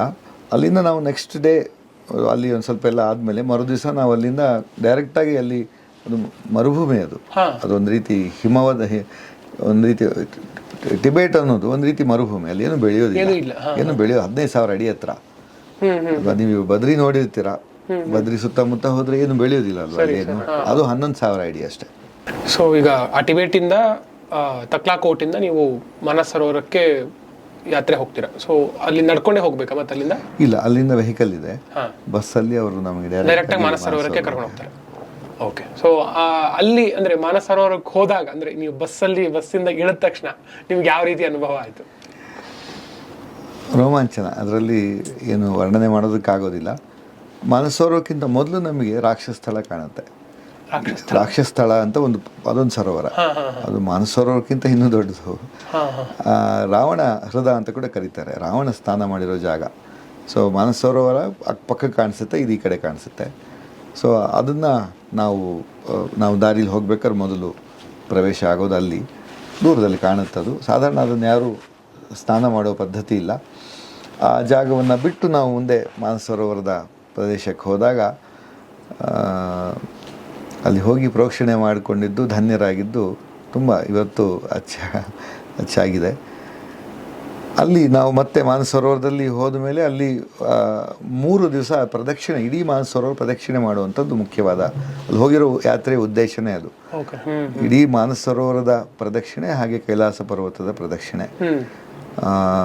ಸೊ ಅದರಲ್ಲೂ ಮಾನಸ ಸರೋವರದ ಪ್ರದಕ್ಷಿಣೆಯಲ್ಲಿ ನಾವು ಪ್ರತಿ ಒಂದು ಇಡೀ ಸರೋವರದ ಪಕ್ಕಕ್ಕೆ ಸರೋವರ ಸುತ್ತಾ ಇರಬೇಕಾದ್ರೆ ಅಲ್ಲಿ ಅನೇಕ ನದಿಗಳು ಬಂದು ಸರೋವರಕ್ಕೆ ಸೇರ್ತಾ ಇರುತ್ತೆ. ಒಂದು ರೀತಿ ಸಮುದ್ರ ಇದ್ದಾಗ ಅದು. ಸೊ ಎಷ್ಟು ದೊಡ್ಡ ಸರೋವರ ಅದು? 100 ಕಿಲೋಮೀಟರ್ ಸುತ್ತಾಳುತ್ತೆ ಸುಮಾರು. ಸೊ ಆ 100 ಕಿಲೋಮೀಟರ್ ಫುಲ್ ಒಂದು ಪ್ರದಕ್ಷಿಣೆ ಹಾಕ್ತೀವಿ. ಸೊ ಇದು ಮಾನಸ ಸರೋವರ ಆಯ್ತು. ಕೈಲಾಸ ಪರ್ವತ ಇರೋದು ಅದೇ ಎದುರಿಗೆ ಅಲ್ಲೇ ಕಾಣಿಸುತ್ತೆ. ಅಂದ್ರೆ ಒಂದು ಮಾನಸ ಸರೋವರ, ಕೈಲಾಸ ಪರ್ವತ ಫುಲ್ ಸುತ್ತೋದು. ಮೊದಲು ಮಾನಸ ಸರೋವರ ಸುತ್ತೋದು, ಆಮೇಲೆ ಕೈಲಾಸ ಪರ್ವತ. ಸೊ ಎರಡು ಸಪರೇಟ್ ಆಗಿ ಅಂದ್ರೆ ಎರಡು ಪ್ರತ್ಯೇಕ. ಇಲ್ಲಿ 100 ಕಿಲೋಮೀಟರ್, ಅದೊಂದು 56 ಕಿಲೋಮೀಟರ್. ಸೊ ಒಂದ್ಸತಿ ಅದನ್ನ ಸುತ್ತ ಬರ್ತೀರಾ. ಮಾನಸ ಸರೋವರ ಪಕ್ಕನೆ ಮಾಂಧಾತ ಪರ್ವತ ಇದೆ. ಮಾಂಧಾತ ರಾಜ ತಪಸ್ ಮಾಡಿರುವಂತಹ ಜಾಗ, ಅದು ಕೂಡ ಅದ್ಭುತವಾದ ಪರ್ವತ. ಅದು ಅಂದ್ರೆ ಯಾರು ಹೆಚ್ಚು ಇದೆ, ಅದು ಕೈಲಾಸ ಪರ್ವತ ಎದುರುಗಡೆ ಇರುವಂತದ್ದು. ಸೊ ಮಾನಸ ಸರೋವರದಲ್ಲಿ ಸ್ನಾನಗಿನ ಎಲ್ಲ ಮಾಡುವಂತದ್ದಿಲ್ವಾ? ಸ್ನಾನ ಮಾಡೋದಕ್ಕೆ ಹೋಗಿರೋದು. ಸ್ನಾನ ಮಾಡ್ತೀರಾ? ಸ್ನಾನ ಮಾಡಿ ವಿಶೇಷವಾದ ಇದೆಲ್ಲ ಮಾಡಿ ಒಂದು ಪವಿತ್ರವಾದ ಜಾಗ ಅದು. ಒಂದು ಇಡೀ ನಮ್ಮ ನದಿ ತಾರತಮ್ಯ ಸ್ತೋತ್ರದಲ್ಲಿ ರಾಯರು ಸಂಗ್ರಹ ಮಾಡಿರೋದ್ರಲ್ಲಿ ತಾರತಮ್ಯ ಸ್ತೋತ್ರದಲ್ಲಿ ಗಂಗಾ ನದಿ ಅಂತೂ ನಮ್ಮ ಎಲ್ಲ ನದಿಗಳಲ್ಲಿ ಉತ್ತಮವಾದ ನದಿ. 3ನೇ ಸ್ಥಾನ ಇದಕ್ಕೆ ಕೊಡ್ತಾರೆ. ನದಿ ಗಂಗಾ, ಗೋದಾವರಿ, ಕೃಷ್ಣವೇಣಿ, ಮಾನಸ ಸರೋವರ ಮತ್ತು ಸ್ವಾಮಿ ಪುಷ್ಕರಣಿ ಇವೆಲ್ಲದಕ್ಕೂ ಸಮಾನ ಸ್ಥಾನ ಕೊಡ್ತಾರೆ. ಓಕೆ. ಸೊ ಅದು ಎಷ್ಟು 3 ದಿನ ನೀವು ಅಲ್ಲಿ ಇಡೀ ಮಾನಸ ಸರೋವರ ಮತ್ತು ಕೈಲಾಸ ಪರ್ವತವನ್ನ 3 ದಿವಸ ಇದು, 3 ದಿವಸ ಅದು. ಅದಿಷ್ಟು ಪ್ರದಕ್ಷಿಣೆ ಮಾಡಿದ್ದೆ ಮುಖ್ಯವಾದ ಅಲ್ಲಿ ಹೋಗಿರುವಂತಹ ಆ ಪ್ರಾಂತದಲ್ಲಿ ಒಟ್ಟು 6 ದಿವಸ 6-7 ದಿವಸ ಅಲ್ಲೇ ಇದ್ದಿದ್ದು. ಸೊ ಅಲ್ಲೆಲ್ಲ ಪ್ರದಕ್ಷಿಣೆ ಎಲ್ಲ ಮುಗಿಸ್ಕೊಂಡು ಮತ್ತೆ ವಾಪಸ್ ನೀವು ಹೆಂಗೆ ಯಾವ ರೂಟ್ ಅಲ್ಲಿ ಬಂದ್ರೆ ಅದೇ ರೂಟ್ ಒಳಗೆ ನಡ್ಕೊಂಡು ಬರುವಂತದ್ದೇ. ಹೌದು. ಮತ್ತೆ ಲಿಪು ಲೇಕ್ ಪಾಸ್ ಬರಬೇಕು. ಅಲ್ಲಿ ತಕ್ಲಾಕೋಟಿಂದ ಕೆಲವರು ಬಿಡ್ತಾರೆ, ಸ್ವಲ್ಪ ಹತ್ತಿ ಲಿಪು ಲೇಕ್ ಪಾಸಿಗೆ ಬಂದು ಮತ್ತೆ ಅದೇ ರೂಟಲ್ಲೇ ಬಂದು. ಅದರಲ್ಲೂ ಒಂದು ವಿಶೇಷ ನನಗೆ ಸುಮ್ಮನೆ ಸ್ಮರಣೆ ಬಂತು, ನೀವು ನಾರಾಯಣಾಶ್ರಮದಲ್ಲಿ ಹೇಳಿದ್ರಲ್ಲ, ನನ್ನ ಜೊತೆ ನಾನು ಹೋದಾಗ ಅಲ್ಲಿ ಒಂದಿಬ್ಬರು ಪಾಂಗುಹಳ್ಳಿಲಿ ನಂಗೆ ಒಂದಿಬ್ಬರು ಸ್ನೇಹಿತರಾದರು, ಮೋಹನ್ ಸಿಂಗ್ ಮತ್ತು ಪುಷ್ಕರ್ ಸಿಂಗ್ ಅಂತ. ಅವ್ರು ನನ್ನ ಜೊತೆ ಇಡೀ ಲಿಪು ಲೇಕ್ ಪಾಸ್ವರೆಗೂ ಬಂದಿದ್ದರು. ಅವರು ಮತ್ತೆ ನಾನು ಎಷ್ಟು ಸ್ನೇಹ ಬೆಳೆದುಬಿಟ್ಟಿತ್ತು. ತುಂಬ ಸಣ್ಣ ಹುಡುಗರು, ರಾಜಪೂತ್ ಹುಡುಗರು. ಅವ್ರು ವಾಪಸ್ ಬರಬೇಕಾದ್ರೆ ಮತ್ತೆ ಬಂದು ಕರ್ಕೊಂಬರಕ್ಕೆ ಬಂದಿದ್ರು. ನಾನು 10 ಲೀಟ್ರ್ ಮಾನಸ ಸರೋವರ ನೀರು ತೊಗೊಂಡು ಬಂದಿದ್ದೆ. ಜೊತೆಗೆ ತೊಗೊಂಡು ಆ ನೀರನ್ನು ಹೊತ್ಕೊಂಡು ನನ್ನ ಜೊತೆ ಮತ್ತೆ ವಾಪಸ್ ಬಂದರು. 27 ವರ್ಷ ಆದಮೇಲೆ ನಾನು ಮೊನ್ನೆ ನಾರಾಯಣಾಶ್ರಮಕ್ಕೆ ಹೋಗ್ಬೇಕಾದ್ರೆ ಮತ್ತೆ ಸಿಗ್ತಾರಾ ಅಂತ ಮೊನ್ನೆ ನಾನು ಪಾಂಗು ಹಳ್ಳಿ ಹತ್ರ ಹುಡುಕಿದಾಗ ನನ್ನ ಅದೃಷ್ಟ ಮತ್ತೆ ಅವ್ರನ್ನ ಭೇಟಿ, 27 ವರ್ಷ ಆದಮೇಲೆ ಮತ್ತೆ ಅವರಿಬ್ಬರನ್ನ ಭೇಟಿ ಮಾಡೋ ಒಂದು ಒಳ್ಳೆ ಅನುಭವ ಸಿಕ್ತು. ಸೊ ತುಂಬಾ ರೋಮಾಂಚನಕರವಾಗಿತ್ತು ಇದು. ಸೊ ಇವಾಗಿನ ಪರಿಸ್ಥಿತಿ ಅಂದ್ರೆ ಪ್ರತಿ ವರ್ಷ ಈಗ ಅಂದ್ರೆ ಭಾರತ ಸರ್ಕಾರ ಮತ್ತು ಚೈನಾ ಸರ್ಕಾರ ಸೇರ್ಕೊಂಡು ಏನಾದ್ರು ನಮಗೆ ಯಾತ್ರೆಗೆ ಏನಾದ್ರು ಅನುಕೂಲ ಮಾಡಿಕೊಡೋ ರೀತಿ ಯಾರು ಬೇಕಾದ್ರೂ ಹೋಗ್ಬೋದಾ ಅಥವಾ 2019 ಈ ಯಾತ್ರೆ ನಡೀತಾ ಇತ್ತು. 1981 ಏನು ಶುರುವಾಯಿತು, 2019 ಯಾವುದೇ ರೀತಿ ಸಮಸ್ಯೆ ಇರಲಿಲ್ಲ. ಹೀಗೆ ನಡೀತಾ ಇತ್ತು. ಸ್ವಲ್ಪ ಸೌಲಭ್ಯಗಳು ಎಲ್ಲ ಚೇಂಜಸ್ ಆಗ್ತಾ ಇತ್ತು. ಈ 2020 ಕೋವಿಡ್ ಬಂದಾಗ ಇದು ನಿಲ್ತು. ಕೋವಿಡ್ ಜೊತೆಗೆ ಈ ಗಾಲ್ವಾನ್ ವ್ಯಾಲಿಯಲ್ಲಿ ಏನು ಸಮಸ್ಯೆ ಅದೇ ಆಗಿತ್ತು. ಸೊ ಆ್ಯಕ್ಚುಲಿ ಮತ್ತೆ ಶುರು ಆಗಬೇಕಾಗಿತ್ತು, 1-2 ವರ್ಷ ಆದಮೇಲೆ ಶುರು ಆಗಬೇಕಾಗಿತ್ತು. ಆದರೆ ನಮ್ಮಿಬ್ಬರ 2 ದೇಶಗಳ ಸಂಬಂಧ ಸರಿಗಿಲ್ಲ, ಅದರಿಂದ ಆ ಯಾತ್ರೆ ಇನ್ನೂ ಶುರುವಾಗಿಲ್ಲ. ಅದಕ್ಕೆ ಈಗ ಭಾರತ ಸರ್ಕಾರ ಬೇರೆ ಬೇರೆ ದೃಷ್ಟಿಯಿಂದ ಇಡೀ ರೂಟ್ ಮೊದಲು ಇವೆಲ್ಲ ನಡೆಯೋದೇ ಇತ್ತು. ಇವಾಗ ಪೂರ್ತಿ ಅಲ್ಲಿವರೆಗೂ ನಬಿದಾಂಗ್ವರೆಗೂ ನಾ ಏನು ಹೇಳಿದೆ, ಲಿಪುಲೇಕ್ ಪಾಸ್ಗಿಂತ ಮೊದಲು ಓಂ ಪರ್ವತ ಕಾಣೋ ಜಾಗ ಅಲ್ಲಿವರೆಗೂ ಈಗ ವೆಹಿಕಲಲ್ಲೇ ಹೋಗ್ಬೋದು. ಕಳೆದ 4 ವರ್ಷದ ಪ್ರೋಗ್ರೆಸ್ ಇದು. ಅಂದರೆ ಈ ಕಾನ್ಫ್ಲಿಕ್ಟ್ ಬಂದು for military reasons are various ಯಾವ್ಯಾವ ಫ್ಯಾಕ್ಟರ್ಸ್ ಗೊತ್ತಿಲ್ಲ ನನಗೆ, ಒಟ್ಟು ಅದು ಸ್ಟಾಪ್ ಆಗಿದೆ. ಬಟ್ ಇವಾಗ ಒಂದು ಏನು ಮಾಡ್ತಾ ಇದ್ದಾರೆ, ಒಂದು ನೀವು ನೋಡಿರ್ಬೋದು ವೆಬ್ಸೈಟಲ್ಲಿ ಅಥವಾ ನೋಡಿ ಸಿಗುತ್ತೆ, ಕೈಲಾಸ ಸರೋವರಕ್ಕೆ ಒಂದು ವೆಬ್ಸೈಟ್ ಇದೆ ಗೌರ್ಮೆಂಟ್ದು, ಅದು ನೀವು ನೋಡ್ಬೋದು. ಇದ್ರ ಬಗ್ಗೆ ಹೆಚ್ಚು ಮಾಹಿತಿ ಬೇಕು ಅಂದರೆ ಇತ್ತೀಚೆಗೆ ಈಗ ಅವ್ರು ಅಲೋ ಮಾಡ್ತಿಲ್ಲ, ಆದ್ದರಿಂದ ಲಿಪುಲೇಕ್ ಪಾಸಿಂದ ಕಾಣಿಸುತ್ತೆ ಕೈಲಾಸ ಪರ್ವತ. ಅಲ್ಲಿವರೆಗೂ ದರ್ಶನ ಮಾಡುವಂತಹ ಒಂದು ವ್ಯವಸ್ಥೆನ ಆ ಯೋಜನೆ ಇಷ್ಟರಲ್ಲೇ ಶುರು ಆಗಬೇಕು, ಇನ್ನು ಇನಾಗ್ರೇಟ್ ಆಗಿಲ್ಲ, ಆಗುತ್ತೆ. ನೀವು ಹೋಗಬೇಕು ಅಂತಂದ್ರೆ ಆ ಅವಕಾಶ ಇದೆ ಈಗ. ಸರಿ ಸರಿ. ಸೊ ಹಿಮಾಲಯದಲ್ಲಿ ಅಂದರೆ ನೀವು 1997 ನೀವು ಹಿಮಾಲಯಕ್ಕೆ ಹೋಗಿ ಬಂದ್ರಿ, ಮತ್ತೆ ರೀಸೆಂಟಾಗಿ ಹೋಗಿ ಬಂದ್ರಿ. ಸೊ ಈ ಹಿಮಾಲಯಕ್ಕೆ ಹೋಗುವಂಥ ಜನ ಹೆಚ್ಚಾಗಿ ಅಂದರೆ ಹಿಂದಿನ ಕಾಲದಿಂದನೂ ಕೇಳಿದ್ಪಟ್ಟಂಗೆ ನರೇಂದ್ರ ಮೋದಿ ಹಿಮಾಲಯಕ್ಕೆ ಹೋಗಿ ಬರ್ತಾರೆ, ಆಮೇಲೆ ಈ RSS ಅಥವಾ ಬೇರೆ ಆ ವ್ಯಕ್ತಿಗಳೆಲ್ಲರೂ ಹಿಮಾಲಯಕ್ಕೆ ಹೋಗಿ ಬರ್ತಾರೆ, ಮತ್ತು ಅವ್ರಿಗೇನೋ ಒಂದು ಬೇರೆ ರೀತಿಯಾದ ಪ್ರಭಾವ ಬೀರುತ್ತೆ ಅವ್ರಿಗೆ. ಆ ಪ್ರಭಾವದಿಂದ ಅವ್ರು ತುಂಬ ದೊಡ್ಡ ದೊಡ್ಡ ಸಾಧನೆಗಳು ಮಾಡ್ತಾರೆ. ಸೊ ಆ ಸಾಧನೆಗೂ ಅಂದರೆ ಈ ಹಿಮಾಲಯದ ಯಾತ್ರೆಗೂ ನಿಮ್ಮ ಪೂರ್ಣ ಪ್ರಮತಿಗೂ ಏನಾದರೂ ಅಂದರೆ ನೀವು ಪೂರ್ಣ ಪ್ರಮತಿ ಸ್ಥಾಪನೆ ಮಾಡೋದಕ್ಕೂ ಏನಾದರೂ ಒಂದು ಕನೆಕ್ಷನ್ ಇದೆ ಅಂತ? ಅಂದರೆ ನಾನು ನೋಡೋದು ಹೀಗೆ, ನಾನು ಅದೊಂದು ಟರ್ನಿಂಗ್ ಪಾಯಿಂಟ್. ಕೈಲಾಸ ಸರೋವರ ನನಗೆ ಆ ವಯಸ್ಸಲ್ಲಿ ಒಂದು ನಮ್ಮ ಗುರು ಹಿರಿಯರಿಂದ ನನಗೇನು ಭಾಗ್ಯ ಸಿಕ್ತು, ಅದೊಂದು ಇಡೀ ನನ್ನ ಜೀವನದ ಔಟ್ಲುಕ್ ಚೇಂಜ್ ಆಯಿತು. ಯಾಕಂದರೆ ಒಂದು ಹಿಮಾಲಯದ ಅನುಭವ, ಒಡನಾಟ ಎಲ್ಲ ದೇಶಾದ್ಯಂತ, ಪಶ್ಚಿಮದಿಂದ ಪೂರ್ವ, ಗುಜರಾತಿಂದ ಅರುಣಾಚಲ ಪ್ರದೇಶ, ಈ ಕಡೆ ಜಮ್ಮುನಿಂದ ಹಿಡಿದು ಎಲ್ಲ ಕಡೆ ಜನರ ಸಂಬಂಧ ಅನೇಕ, ಅದು ಸಾಮಾನ್ಯ ಜನರಲ್ಲ, ಅವರೆಲ್ಲರೂ ಕೂಡ ಏನೋ ಒಂದು ವಿಶೇಷ ಒಂದು ದೃಷ್ಟಿಯಿಂದ ಬಂದವರು, ಅಂಥವರ ಪರಿಚಯ ಆಗಿದ್ದು. ಮತ್ತು ಆ ಹಿಮಾಲಯದ ಬಗ್ಗೆ ನನಗೆ ಇಲ್ಲಿಯೇ ನಿಲ್ಲಿಲ್ಲ, ನಾನು ಅಲ್ಲಿಂದ ಪ್ರತಿ ವರ್ಷ ಹಿಮಾಲಯಕ್ಕೆ ಹೋಗಿ ಶುರು ಮಾಡಿದೆ. ಸೊ ಆದ್ದರಿಂದ ನನಗೆ ಇನ್ನೂ ಇದರ ಅನುಭವಗಳು ಹೆಚ್ಚಾಗ್ತಾ ಹೋಯಿತು. ಹಾಗೆ ಕೆಲವು ಮೂಲ ಪ್ರಶ್ನೆಗಳು ಕೂಡ ಹುಟ್ಟಿತು. ಅದರ ಒಂದು ಸಂಗತಿಯನ್ನು ನಾನು ನಿಮಗೆ ಉಲ್ಲೇಖ ಮಾಡಿದರೆ ಭಾಗಶಃ ನನ್ನ ಮುಂದಿನ ಜರ್ನಿಗೆ ಅದು ರಿಲೇಟ್ ಆಗ್ಬೋದು. ಈ ಹಿಮಾಲಯದ ಇನ್ನೂ ಹುಚ್ಚು ಹಿಡಿತು, ಪಶ್ಚಿಮ ಘಟ್ಟದಲ್ಲೂ ನಾನು ಹೆಚ್ಚು ಇನ್ನೂ ಒಡನಾಟ ಶುರು ಮಾಡಿಕೊಂಡೆ. ಅಲ್ಲಿ ಕೆಲವು ಪ್ರಕೃತಿಯ ವಿಷಯಗಳನ್ನು ಅರ್ಥ ಮಾಡ್ಕೊಳ್ಳೋಕೆ ಶುರು ಮಾಡಿದೆ. ಆಗ ಮತ್ತೆ ನನಗೆ ಈ ಹಿಮಾಲಯದಲ್ಲಿ ಇನ್ನೊಂದು ಪಿಂಡಾರಿ ಗ್ಲೇಷಿಯರ್ ಇದ್ದಿದೆ, ಗಂಗಾ ನದಿಗೆ ಸೇರುವಂತಹ ಒಂದು ಉಪನದಿ, ಅದು ಈ ಕರ್ಣಪ್ರಯಾಗ ಅಂತ ನೀವು ಕೇಳ್ಬೋದು. 6 ಪ್ರಯಾಗಗಳಿದೆಯಲ್ವ ನಮ್ಮದು, ಕೇಶವ ಪ್ರಯಾಗದಿಂದ ದೇವಪ್ರಯಾಗದು 6 ಪ್ರಯಾಗ ಇದೆ. ಕರ್ಣಪ್ರಯಾಗ ಪಿಂಡಾರಿ ನದಿ ಹುಟ್ಟುವ ಮೂಲ ಜಾಗ, ಅದು ಕಲ್ಲಕ್ಕಿನಿಂದ ಸೇರುತ್ತೆ. ಅಲ್ಲಿಗೆ ಹೋದೆ, ಅದೊಂದು ಚಾರಣ ತುಂಬ ಅದ್ಭುತವಾದ ಅನುಭವ. ಹಾಗೆ ನಾನು ಪೂರ್ವದಲ್ಲಿ ಡಾರ್ಜಿಲಿಂಗ್ ಹತ್ತಿರ ಒಂದು ಸಂಡಕ್ಪು ಫಾಲೂತ್ ಅಂತ, ಅದು ಕಾಂಚನಜಂಗಾ ಜಾಗ ಅಂತ ಸುತ್ತಮುತ್ತ ಪ್ರದೇಶ, ಅಲ್ಲಿಗೆ ಹೋಗಿ ಬಂದಿದ್ದು ಬಹಳ ಒಳ್ಳೆಯ ಅನುಭವ ಸಿಕ್ತು. ಇವೆಲ್ಲ ಒಂದು ಯೌವನದಲ್ಲಿ ಒಂದು ಉತ್ಸಾಹ, ಅಡ್ವೆಂಚರು, ಸಾಹಸದ ಹಿನ್ನೆಲೆಯಲ್ಲಿ ನಾನು 99ರಲ್ಲಿ ಮತ್ತೆ ಒಂದು ಈ ಪರ್ವತಾರೋಹಣ ಮಾಡಬೇಕು ಅಂತ ನನಗೆ ಆಸೆ ಬಂತು. ಅದಕ್ಕೆ ಭಾರತದಲ್ಲಿ NIM ಅಂತ ಒಂದು ಸಂಸ್ಥೆ ಇದೆ, ನೆಹರು ಇನ್ಸ್ಟಿಟ್ಯೂಟ್ ಆಫ್ ಮೌಂಟೇನಿಂಗ್ ಅಂತ, ಅಲ್ಲಿ ಮೌಂಟೇನಿಯರಿಂಗಿಗೆ ಕೋರ್ಸಿಗೆ ಅಪ್ಲೈ ಮಾಡಿದೆ. ಅದು ಕೂಡ ತುಂಬ ಪ್ರೋಸೆಸ್ ಇದೆ ಅದಕ್ಕೆ. ಅಲ್ಲಿಗೆ ತಯಾರಿ ಆಗೋದೇ ಒಂದು ದೊಡ್ಡ ಕಥೆ, ಅಷ್ಟು ಇಂಟ್ರೆಸ್ಟಿಂಗ್. ಅದು 1 ವರ್ಷ ತಯಾರಿ ಆದೆ ಅದಕ್ಕೆ. ದೈಹಿಕವಾಗಿ ಪರ್ವತ ಬೆಟ್ಟಗಳು ಹತ್ತೋದು, ರಾಕ್ ಕ್ಲೈಂಬಿಂಗ್ ಎಲ್ಲ ಕಲ್ತ್ಕೊಂಡೆ ಸ್ವಲ್ಪ ಇಲ್ಲೇ ಕರ್ನಾಟಕದಲ್ಲಿ. ನಂತರ ಅಲ್ಲಿ ನಾನು ಇದಕ್ಕೆ ಹೋದಾಗ, ಈ ನೆಹರು ಇನ್ಸ್ಟಿಟ್ಯೂಟ್ ಆಫ್ ಮೌಂಟೇನಿಂಗ್ ಹೋಗಬೇಕಾದ್ರೆ ದಾರಿಯಲ್ಲಿ ತೆಹರಿ ಅಂತ ಒಂದು ಜಾಗ ಬರುತ್ತೆ. ಹಾಗೆ ಅಲ್ಲಿ ಪಬ್ಲಿಕ್ ಬಸ್ಸಲ್ಲಿ ಹೋಗಿದ್ದು. ಅಲ್ಲಿ ಇದ್ದಾಗ ಅಲ್ಲಿ ಕೆಳಗಡೆ ಭಾಗೀರಥಿ ನದಿ, ದೇವಪ್ರಯಾಗಕ್ಕಿಂತ ಮೊದಲು ಭಾಗೀರಥಿ ನದಿ ಗಂಗೋತ್ರಿಯಿಂದ ಬರುತ್ತೆ. ಆ ನದಿ ಹರಿಯುವ ಜಾಗ. ಅಲ್ಲಿ ಒಂದು ವಿಚಿತ್ರವಾದ ಒಂದು ವಿಭಿನ್ನ ಅನುಭವ.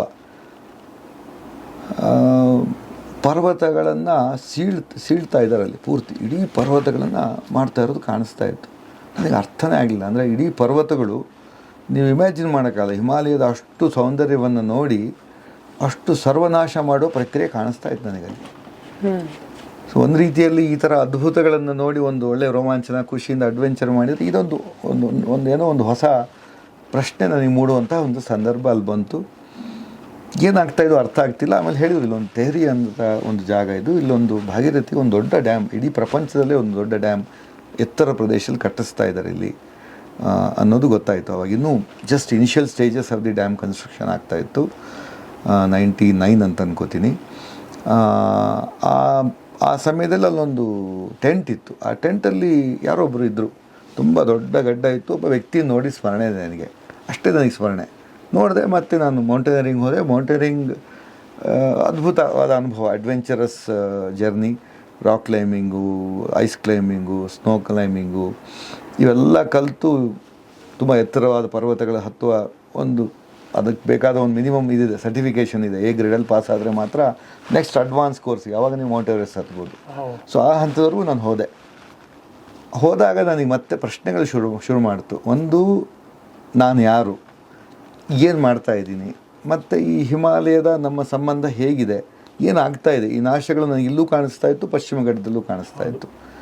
ಇವೆಲ್ಲವೂ ನನ್ನನ್ನು ಬೇರೆ ದೃಷ್ಟಿಯಲ್ಲಿ ತೊಗೊಂಡು ಹೋಗಿ ಶುರು ಮಾಡ್ತು. ನನಗೆ ಒಂದು ದೃಷ್ಟಿಯಿಂದ ನಾನು ಯಾವಾಗ ಈ ಮೌಂಟೇನರಿಂಗ್ ಎಲ್ಲ ಕೋರ್ಸ್ ಕಲ್ತ್ಕೊಂಡು ಇನ್ನು ನಾನು ಜೀವನದಲ್ಲಿ ಮೌಂಟೇನರಿಂಗ್ ಮಾಡಬಾರದು ಅಂತ ನಿಶ್ಚಯ ಮಾಡಿದೆ. ಯಾಕೆಂದರೆ ಯಾಕೋ ಇದು ಒಂದು ನನ್ನ ಸ್ವಧರ್ಮ, ಮತ್ತು ನನ್ನ ಸ್ವಧರ್ಮ ಅನ್ನೋದು ಒಂದಾಯಿತು ಅಂದರೆ ನಾವು ಹೇಗೆ ಪರ್ವತದ ಜೊತೆ ನಾವು ಏನು ಒಡನಾಟ ಇದೆ ಈ ಮೌಂಟೇನರಿಂಗ್ ಆ್ಯಕ್ಟಿವಿಟೀಸಲ್ಲಿ, ಇದು ಯಾಕೋ ಅಸಹಜ ಪ್ರಕ್ರಿಯೆ ಅಂತ ಅನಿಸ್ತು ನನಗೆ. ಕೈಲಾಸ ಮಾನಸರೋವರ ಯಾತ್ರೆ ಹೀಗೆ ಅನಿಸಿರಲಿಲ್ಲ. ಆದರೆ ಯಾವ ಈ ಪರ್ವತಾರೋಹಣದ ಒಂದು ಪ್ರಕ್ರಿಯೆಗಳನ್ನು ನೋಡಿದೆ, ಪರ್ವತದ ಜೊತೆ ನಮ್ಮ ಒಡನಾಟವನ್ನು ನೋಡಿದಾಗ ಇದ್ಯಾಕೋ ಇದು ನಾವು ಯಾಕೆ ಮಾಡ್ತಾ ಇದ್ದೀವಿ ಪ್ರಶ್ನೆ, ನಾವು ಯಾಕೆ ಪರ್ವತ ಹತ್ತಬೇಕು, ಇದರ ದೃಷ್ಟಿಕೋನ ಏನು. ಒಂದು ದೃಷ್ಟಿಯಿಂದ ಇದನ್ನೆಲ್ಲ ಕಂಡಕ್ಟ್ ಮಾಡಿದ್ದು ನಮ್ಮ ಇಂಡಿಯನ್ ಮಿಲಿಟ್ರಿ. ಆಬ್ವಿಯಸ್ಲಿ ಮಿಲಿಟ್ರಿ ದೃಷ್ಟಿಯಿಂದ ಏನು ಪ್ರಶ್ನೆ ಇಲ್ಲ. ಆದರೆ ನಾವೆಲ್ಲ ಯಾಕೆ ಹತ್ತಬೇಕು ಇದನ್ನು? ಎಲ್ಲರೂ ಪರ್ವತಾರೋಹಣ ಮಾಡ್ತಾರಲ್ಲ. ಮುಂದಿನ ನನ್ನ ಆಸೆ ಇದ್ದಿದ್ದು ಇಡೀ ಹಿಮಾಲಯದ ಎಲ್ಲ ಪೀಕ್ಸ್ ಎಲ್ಲ ಹತ್ತೋಣ ಅಂತ ಏನೋ ಹುಚ್ಚಿತ್ತಾಗ. ಏನಿವೆ ಆಮೇಲೆ ಒಟ್ಟು ಅಂಥ ಪುಸ್ತಕಗಳು ಓದ್ತಾ ಇದ್ದೆ, ವಿಚಾರ ಮಾಡ್ತಾ ಇದ್ದೆ. ಬಟ್ ಯಾಕೆ ಇವೆಲ್ಲ ಬೇಕು ಅನ್ನೋ ಮೂಲ ಪ್ರಶ್ನೆಗಳು ಬಂತು. ಜೊತೆಗೆ ಪ್ರಕೃತಿ ನಾಶ ಆಗೋದು ಕಂಡು ಬಂತು. ಜೊತೆಗೆ ಆ ಒಬ್ಬ ಗಡ್ಡಧಾರಿ ವ್ಯಕ್ತಿ ಇದ್ರಲ್ಲ ಯಾರು ಅಂತ ತಿಳ್ಕೊಂಡೆ. ಆಮೇಲೆ ಗೊತ್ತಾಯಿತು ಅವರು ಸುಂದರಲಾಲ್ ಬಹುಗುಣ ಅಂತ ವಿಷಯ ಗೊತ್ತಾಯಿತು. ಅವರು ಈ ಡ್ಯಾಮ್ ವಿರುದ್ಧವಾಗಿ ಅಲ್ಲಿ ಹೋರಾಟ ಮಾಡ್ತಾಯಿದ್ರು. ಈ ಸುಂದರ್ಲಾಲ್ ಬಹುಗುಣ ಅಂತಂದ್ರೆ ಈ ಸ್ವಾತಂತ್ರ್ಯ ಹೋರಾಟಗಾರರಲ್ಲಿ ಒಬ್ರು ಬಹುಗುಣ ಅಂತಿದ್ರಲ್ಲ, ಅವರು ಬೇರೆ. ಅವರು ಉತ್ತರ ಪ್ರದೇಶ ಚೀಫ್ ಮಿನಿಸ್ಟರ್ ಆಗಿರುವಂತಹ ಆ ಬಹುಗುಣ ಬೇರೆ. ಇವರು ಅಲ್ಲಿಯವರೇ, ಆ ಪ್ರಾಂತದವರೇ, ತೆಹರಿ ಪ್ರಾಂತದವರೇ, ಹಿಮಾಲಯದ ಪ್ರಾಂತದವರು. ಅವರು ಒಂದು ದೊಡ್ಡ ಇಡೀ ಪ್ರಕೃತಿಯ ಹೋರಾಟದಲ್ಲಿ, ಪರಿಸರದಲ್ಲಿ ಕರ್ನಾಟಕಕ್ಕೂ ಬಹಳ ಚಿರಪರಿಚಿತ. ಅಪ್ಪಿಕೋ ಚಳವಳಿ ಅಂತ ಕೇಳಿರ್ಬೋದು, ಅವರೇ ಶುರು ಮಾಡಿದ್ರು. ಹಂಗಂದ್ರೆ ಸುಂದರ್ಲಾಲ್ ಬಹುಗುಣ ಅಂತ ನಾನು ತುಂಬಾ ಸತಿ ಕೇಳಿದ್ದೀನಿ. ಸೊ ಅವರು ಅಲ್ಲಿ ಅಂದ್ರೆ ಅವರು ಏನ್ ಹೇಳಿದ್ರು ಅಂದ್ರೆ ಅವ್ರ ಜೊತೆ ಮಾತಾಡ್ಲಿಲ್ಲ. ನಾನು ನೋಡಿದ್ದಷ್ಟೇ, ಸ್ಮರಣೆ ನನಗೆ. ದೂರದಿಂದ ನೋಡಿದ್ದಷ್ಟೇ. ಬಸ್ಸಲ್ಲಿ ಸ್ವಲ್ಪ ಸ್ಟಾಪ್ ಮಾಡಿದ್ರು, ಯಾರೋ ಟೆಂಟಲ್ಲಿ ಇದ್ರು, ಉಪವಾಸ ಮಾಡ್ಕೊಂಡು ಕೂತ್ಕೊಂಡು ಯಾರೇನು ಗೊತ್ತಾಯ್ತು, ಏನೂ ಅರ್ಥ ಆಗಲಿಲ್ಲ ನನಗೆ ಆ ಟೈಮಲ್ಲಿ. ಆಮೇಲೆ ನನಗೆ ಯಾವಾಗ ಈ ಪ್ರಕೃತಿಯ ಬಗ್ಗೆ ಕಾಳಜಿ ಬಂತು, ಅನೇಕ ಈ ಎನ್ವೈರ್ಮೆಂಟಲ್ ಮೂವ್ಮೆಂಟ್ಸ್ ಮಾಡ್ತಿರುವಂಥ ಸಂಸ್ಥೆಗಳ ಜೊತೆ ನಂಗೆ ಸಂಬಂಧ, ಒಳ್ಳೊಳ್ಳೆ ಒಡನಾಟಗಳು ಸಿಕ್ತು. ಅವರಿಂದ ಈ ಏನೇನು ನಾಶಗಳಾಗ್ತಾ ಇದೆ ಈ ಪ್ರಕೃತಿಯ ಜೊತೆ, ಡ್ಯಾಮ್ಗಳು ಕಟ್ಟೋದ್ರಿಂದ, ಅನೇಕ ರೀತಿ ಡೆವಲಪ್ಮೆಂಟ್ ಪ್ರಾಜೆಕ್ಟ್ಸಿಂದ ಹೇಗೆ ಇಡೀ ನಮ್ಮ ಈ ಮೂಲ ಏನಿದೆ, ಇಡೀ ಭೂಮಿಯ ಮೂಲ ಅಂದರೆ ಪರ್ವತಗಳು, ನದಿಗಳು, ಇದರ ಒಂದು ನಾಶ ಪ್ರಕ್ರಿಯೆಯನ್ನು ನಾವು ಆ್ಯಕ್ಚುಲಿ ಯಾರಿಗೂ ಅದು ಸಮಾಜದಲ್ಲಿ ಯಾವುದು ಇವಾಗ ಸ್ವಲ್ಪ ಅರ್ಥ ಆಗ್ಬೋದು ಅನ್ಕೋತೀನಿ. ಆದರೆ ಅವಾಗೇನು ಅಷ್ಟು ಗೊತ್ತಾಗ್ತಿರ್ಲಿಲ್ಲ. ಅವಾಗಿನ ಪೋಸ್ಟ್ 91 ಲಿಬರೇಷನ್ ಏಜ್ ಅದು. ಸೊ ಆ ಸಮಯದಲ್ಲಿ ನನಗೆ ಇದ್ರ ಬಗ್ಗೆ ಪ್ರಶ್ನೆಗಳು ಹುಟ್ಟಕ್ಕೆ ಶುರು ಮಾಡ್ತು. ಸೊ ಆ ಪ್ರಶ್ನೆಗಳೇ ನಿಮಗೆ ಈ ಇದು ಶಿಕ್ಷಣ ಕ್ಷೇತ್ರದಲ್ಲಿ ಬರಬೇಕು ಅನ್ನೋವಂಥ ಒಂದು ಸಣ್ಣದಾದ ಒಂದು ಉದ್ದೇಶ ಇರ್ಬೋದಲ್ಲ. ಈ ಮೂಲ ಪ್ರಶ್ನೆ ಜೀವನದ ಮುಂದಿನ ಜರ್ನಿ ಕಾರಣ ಆಯ್ತು. ಎಲ್ಲ ಈ ಡೆವಲಪ್ಮೆಂಟ್ ಅಂದ್ರೆ ಏನು, ಇದು ಮೂಲ. ಈ ಒಂದು ಥ್ರೆಡ್ ನಾವು ಇಟ್ಕೊಂಡ್ರೆ, ಯಾಕಂದ್ರೆ ಡೆವಲಪ್ಮೆಂಟ್ ಆಗಬೇಕು, ಅದಕ್ಕೆ ನಮ್ಮ ಆರ್ಥಿಕ ಪರಿಸ್ಥಿತಿ ಬದಲಾಗಬೇಕು, ಅದಕ್ಕೆ ಇನ್ನೂ ಹೆಚ್ಚು ಕನ್ಸ್ಟ್ರಕ್ಷನ್ ಮಾಡಬೇಕು, ಇನ್ನೂ ಹೆಚ್ಚು ಎನರ್ಜಿನ ಪ್ರೊಡ್ಯೂಸ್ ಮಾಡಬೇಕು, ಇನ್ನೂ ಡ್ಯಾಮ್ಸ್ ಕನ್ಸ್ಟ್ರಕ್ಟ್ ಮಾಡಬೇಕು. ಇಲ್ಲೂ ಕೂಡ ಒಂದು ಪಶ್ಚಿಮ ಘಟ್ಟದಲ್ಲಿ ಒಂದು Kaiga power plant, nuclear power plant ಬರ್ತಾ ಇತ್ತು ಆಗಿನ ಕಾಲದಲ್ಲಿ. ಅಲ್ಲಿ ಶುರುವಾಗಿತ್ತು. ಆ ಹೋರಾಟದ ಬಗ್ಗೆ ಕೂಡ ನನಗೆ ಅವರ ಜೊತೆ ಒಡನಾಟ ಬಂತು. ಸೊ ಅವ್ರ ಜೊತೆಗೂ ನಾನು ಪಾರ್ಟಿಸಿಪೇಟ್ ಮಾಡೋಕ್ಕೆ ಶುರು ಮಾಡಿದೆ. ಹೆಲ್ತ್ ಸರ್ವೆ ಮಾಡಿದ್ವಿ. ಅನೇಕ ನದಿಗಳ ತೀರದಲ್ಲಿ ಇರುವಂತಹ ಆಗಿನ ಹಳ್ಳಿಗಳ ಪ್ರದೇಶದಲ್ಲಿ ಏನೇನು ಆಗ್ತಾ ಇದೆ, ಹೆಲ್ತ್ ಚೇಂಜಸ್ ಏನಾಗುತ್ತೆ ಈ ನ್ಯೂಕ್ಲಿಯರ್ ಪವರ್ ಪ್ಲ್ಯಾಂಟಿಂದ, ನದಿಗಳಿಗೆ, ನದಿ ನೀರಿಗೆ, ಪ್ರಾಣಿ ಪಕ್ಷಿಗಳಿಗೆ ಏನೇನು ರೀತಿ ತುಂಬ ಇಂಪ್ಯಾಕ್ಟ್ ಆಗುತ್ತೆ ಅದರ ಒಂದು ಸರಿ, ಅಲ್ಲಿಂದ ಈಗ ಅಂದ್ರೆ ಈ ರೀತಿ ಒಂದು ನಿಮ್ಮ ನಿಮ್ಮಲ್ಲೇ ನೀವು ಅಂದ್ರೆ ಈ ಪರ್ವತ ಹತ್ತಬಾರ್ದು ಅಥವಾ ಈ ಪರ್ವತದ ಅಥವಾ ಈ ಎನ್ವಿರಾನ್ಮೆಂಟ್ ಪ್ರೊಟೆಕ್ಷನ್ ಬಗ್ಗೆ ನಿಮಗೊಂದು ಜ್ಞಾನ ಬರ್ತಾ ಹೋಯ್ತು ನಿಮ್ಗೆ. ಸೊ ಅಲ್ಲಿಂದ ಈ ಪೂರ್ಣಪ್ರಮತಿ ಶುರು ಮಾಡ್ಲಿಕ್ಕೆ ಅಂದ್ರೆ ಅಲ್ಲಿಂದ ಆ ರೀತಿ ಯೋಚನೆ ಬರೋಕ್ ಶುರುವಾದಾಗಿಂದ ಪೂರ್ಣಪ್ರಮತಿ ಶುರು ಮಾಡೋದು ತನಕ ಯಾವ ರೀತಿ ಇತ್ತು ನಿಮ್ಗೆ? ಹೆಂಗೆ ಶುರು ಮಾಡಿದ್ರಿ ನೀವು ಅದನ್ನ? ಪೂರ್ಣಪ್ರಮತಿ ಹೇಗೆ ಶುರು ಆಯ್ತು? ಹೇಗೆ ಉದ್ದೇಶಗಳೇನು ಇಟ್ಕೊಂಡ್ರಿ? ಲಾಂಗ್ ಜರ್ನಿ ಇದೆ ಇದು. ಒಂದು ಸುಮಾರು ನಾನು ಹೇಳ್ತಾ ಇರೋದು 90s ಅಲ್ಲಿ ಒಂದು ಸರ್ತಿ ನನಗೆ ಈ ಯಾವಾಗ ಈ ಪ್ರಕೃತಿಯ ಒಂದು ವಿಸ್ಮಯವನ್ನು ನೋಡೋದ್ರ ಜೊತೆಗೆ ಅದರ ವಿನಾಶವನ್ನು ನೋಡೋದಕ್ಕೆ ಶುರು ಮಾಡಿದೆ. ಆ ತರಹ ಒಡನಾಟಗಳು, ಓಡಾಟ, ಈ ಎನ್ವೈರ್ಮೆಂಟಲ್ ಆಕ್ಟಿವಿಸಮ್ಮು ಇಂಥದ್ದನ್ನೆಲ್ಲ ತುಂಬ ಪಾರ್ಟಿಸಿಪೇಟ್ ಮಾಡಿದೆ ನಾನು. ಗಿಡ ಮರಗಳನ್ನು ನೆಡೋದು ಅಥವಾ ಈ ಹೋರಾಟದಲ್ಲಿ ಹೇಗೆ ಪ್ರೊಆಕ್ಟಿವ್ ಆಗಿ ನಾವು ಪ್ರೊಟೆಸ್ಟ್ ಮಾಡೋದು ಇತ್ಯಾದಿಯಾಗಿ ಅನೇಕ ರೀತಿ ಯಾರ್ಯಾರು ಪ್ರಯತ್ನ ಮಾಡ್ತಾ ಇದ್ರು ಅವರ ಜೊತೆ ಓಡಾಡೋಕೆ ಶುರು ಮಾಡಿದೆ. ಅಣ್ಣಾ ಹಜಾರೆ ಹಳ್ಳಿಗೆ ಹೋಗಿದ್ದೆ ನಾನು ಆಗ 2000 ರಾಲೇಗಾನ್ ಸಿದ್ದಿ ಅಂತ ಹಳ್ಳಿ. ಅವರ ಹೇಗೆ ಹಳ್ಳಿಯನ್ನು ಚೆನ್ನಾಗಿ ಡೆವಲಪ್ ಮಾಡ್ತಾ ಇದ್ದಾರೆ ಇವೆಲ್ಲ ನೋಡಿದಾಗ ನಿಜವಾದ ಡೆವಲಪ್ಮೆಂಟ್ ಏನು ಅಂತ ಮಾಡಲ್ ಅಲ್ಲಿ ಆ ಹಳ್ಳಿ. ಸಸ್ಟೈನಬಲ್ ಪದ ಅವಾಗ ಇತ್ತೋ ಇಲ್ಲ ಗೊತ್ತಿಲ್ಲ, ಬಟ್ ಸರಿಯಾದ ಡೆವಲಪ್ಮೆಂಟ್ ಅದು ಕೂಡ ಪ್ರಶ್ನೆ ಇದೆ. ಒಟ್ಟು ಅಲ್ಲಿ ಸರಿಯಾದ ಒಂದು ಜೀವನ ಪದ್ಧತಿ, ಹಳ್ಳಿಯ ಪದ್ಧತಿ, ಹೇಗೆ ಅವರು ತಮ್ಮ ಜೀವನದಲ್ಲಿ ಈ ಥರ ಅನೇಕ ವ್ಯಕ್ತಿಗಳ ಒಂದು ಇದನ್ನು ಆಲ್ಟರ್ನೇಟಿವ್ ಥಿಂಕಿಂಗ್ ಮಾಡೋ ಜನ ಇವೆರಡನ್ನೂ ನೋಡ್ತಾ ಬಂದೆ. ಆದರೆ ಇನ್ನೊಂದು ಸ್ವಾರಸ್ಯ ಅಂದರೆ ಈ ಡೆವಲಪ್ಮೆಂಟ್ ಅಂದರೆ ಏನು ಅನ್ನೋ ಮೂಲ ಪ್ರಶ್ನೆಯನ್ನು ಒಳ ಹೋಗ್ತಾ ಹೋದಷ್ಟು ಯಾರ್ಯಾರು ಈ ಎನ್ವೈರ್ಮೆಂಟಲ್ ಆಕ್ಟಿವಿಸಮ್ ಇವರೆಲ್ಲ ಮಾಡ್ತಾ ಇದ್ರು ಅವರ ಸಿದ್ಧಾಂತದಲ್ಲೂ ನನಗೆ ಯಾಕೋ ತಳಹದಿ ಕಾಣಲಿಲ್ಲ. ಗೊತ್ತಿಲ್ಲ ನನಗೆ ಅವರ ಉದ್ದೇಶದ ಬಗ್ಗೆ ಊಹೆ ಮಾಡೋದು ಕಷ್ಟ. ಒಳ್ಳೆ ಜನ ಅಂತ ಅನ್ಕೋತೀನಿ. ಆದರೆ ಅವರ ಒಂದು ಫಿಲಾಸಫಿಕಲ್ ಫೌಂಡೇಶನ್ಸ್ ಏನಿದೆ ನನಗೆ ಯಾಕೋ ಅದು ಮ್ಯಾಚ್ ಆಗ್ತಿರ್ಲಿಲ್ಲ. ಹೆಚ್ಚಾಗಿ ಒಂದು ಎಡಪಂಥೀಯ ಅಂತ ಹೇಳ್ತೀವೋ ಅಥವಾ ಒಟ್ಟು ಅವ್ರದೇ ಆದ ಒಂದು ತಾತ್ವಿಕ ಚಿಂತನೆಗಳೇನಿತ್ತು, ಆ ಯಾವ ಹಿನ್ನೆಲೆಯಲ್ಲಿ ಅವರು ಇದನ್ನೆಲ್ಲ ಮಾಡ್ತಾಯಿದ್ರು ತುಂಬ ಪ್ರಾಮಾಣಿಕರಿದ್ದು ಅಂತ ಅನ್ಕೋತೀನಿ ನಾನು. ಆದರೆ ಮೂಲ ಒಂದು ಫಂಡಮೆಂಟಲ್ ಕ್ವಶನ್ಸ್ ಆಫ್ ಲೈಫ್ ಬಗ್ಗೆ ಬಂದರೆ ನನಗೆ ಯಾಕೋ ಅಲ್ಲಿ ಸೊಲ್ಯೂಷನ್ ಸಿಗ್ತಾ ಇರಲಿಲ್ಲ. ನಾವ್ಯಾರು, ನಮ್ಮ ಒಂದು ಬದುಕಿನ ಮುಖ್ಯ ಉದ್ದೇಶ ಏನು, ಅದಕ್ಕೂ ಈ ಅವರು ಮಾಡ್ತಾ ಇರುವಂಥ ಈ ಆ್ಯಕ್ಟಿವಿಸಮ್ ಮಾಡೋದ್ರಿಂದ ಆದರೂ ಏನಾಗುತ್ತೆ, ಏನು ಸಾಲ್ವ್ ಆಗುತ್ತಾ ಇದು, ಅಥವಾ ಅನೇಕ ಪ್ರಶ್ನೆಗಳು ಬಂತು. ಈ ಡೆವಲಪ್ಮೆಂಟ್ ಪ್ರಶ್ನೆಯ ಒಂದು ಮೂಲಕ್ಕೆ ನನಗೆ ಹೋದಾಗ ಭರತ್ ಜುಂಜುನ್ವಾಲಾ ಅಂತ ಒಬ್ಬ ವಿಶಿಷ್ಟ ವ್ಯಕ್ತಿ, ನಾನು ಆಗಲೇ ಕೋಟ್ ಮಾಡಿದೆ ಅನಿಸುತ್ತೆ, ಅವರ ಒಂದು ಪುಸ್ತಕ ಓದಿದೆ, ಗವರ್ನೆನ್ಸ್ ಥ್ರೂ ವರ್ಣಾಶ್ರಮ ವ್ಯವಸ್ಥಾ ಅಂತ.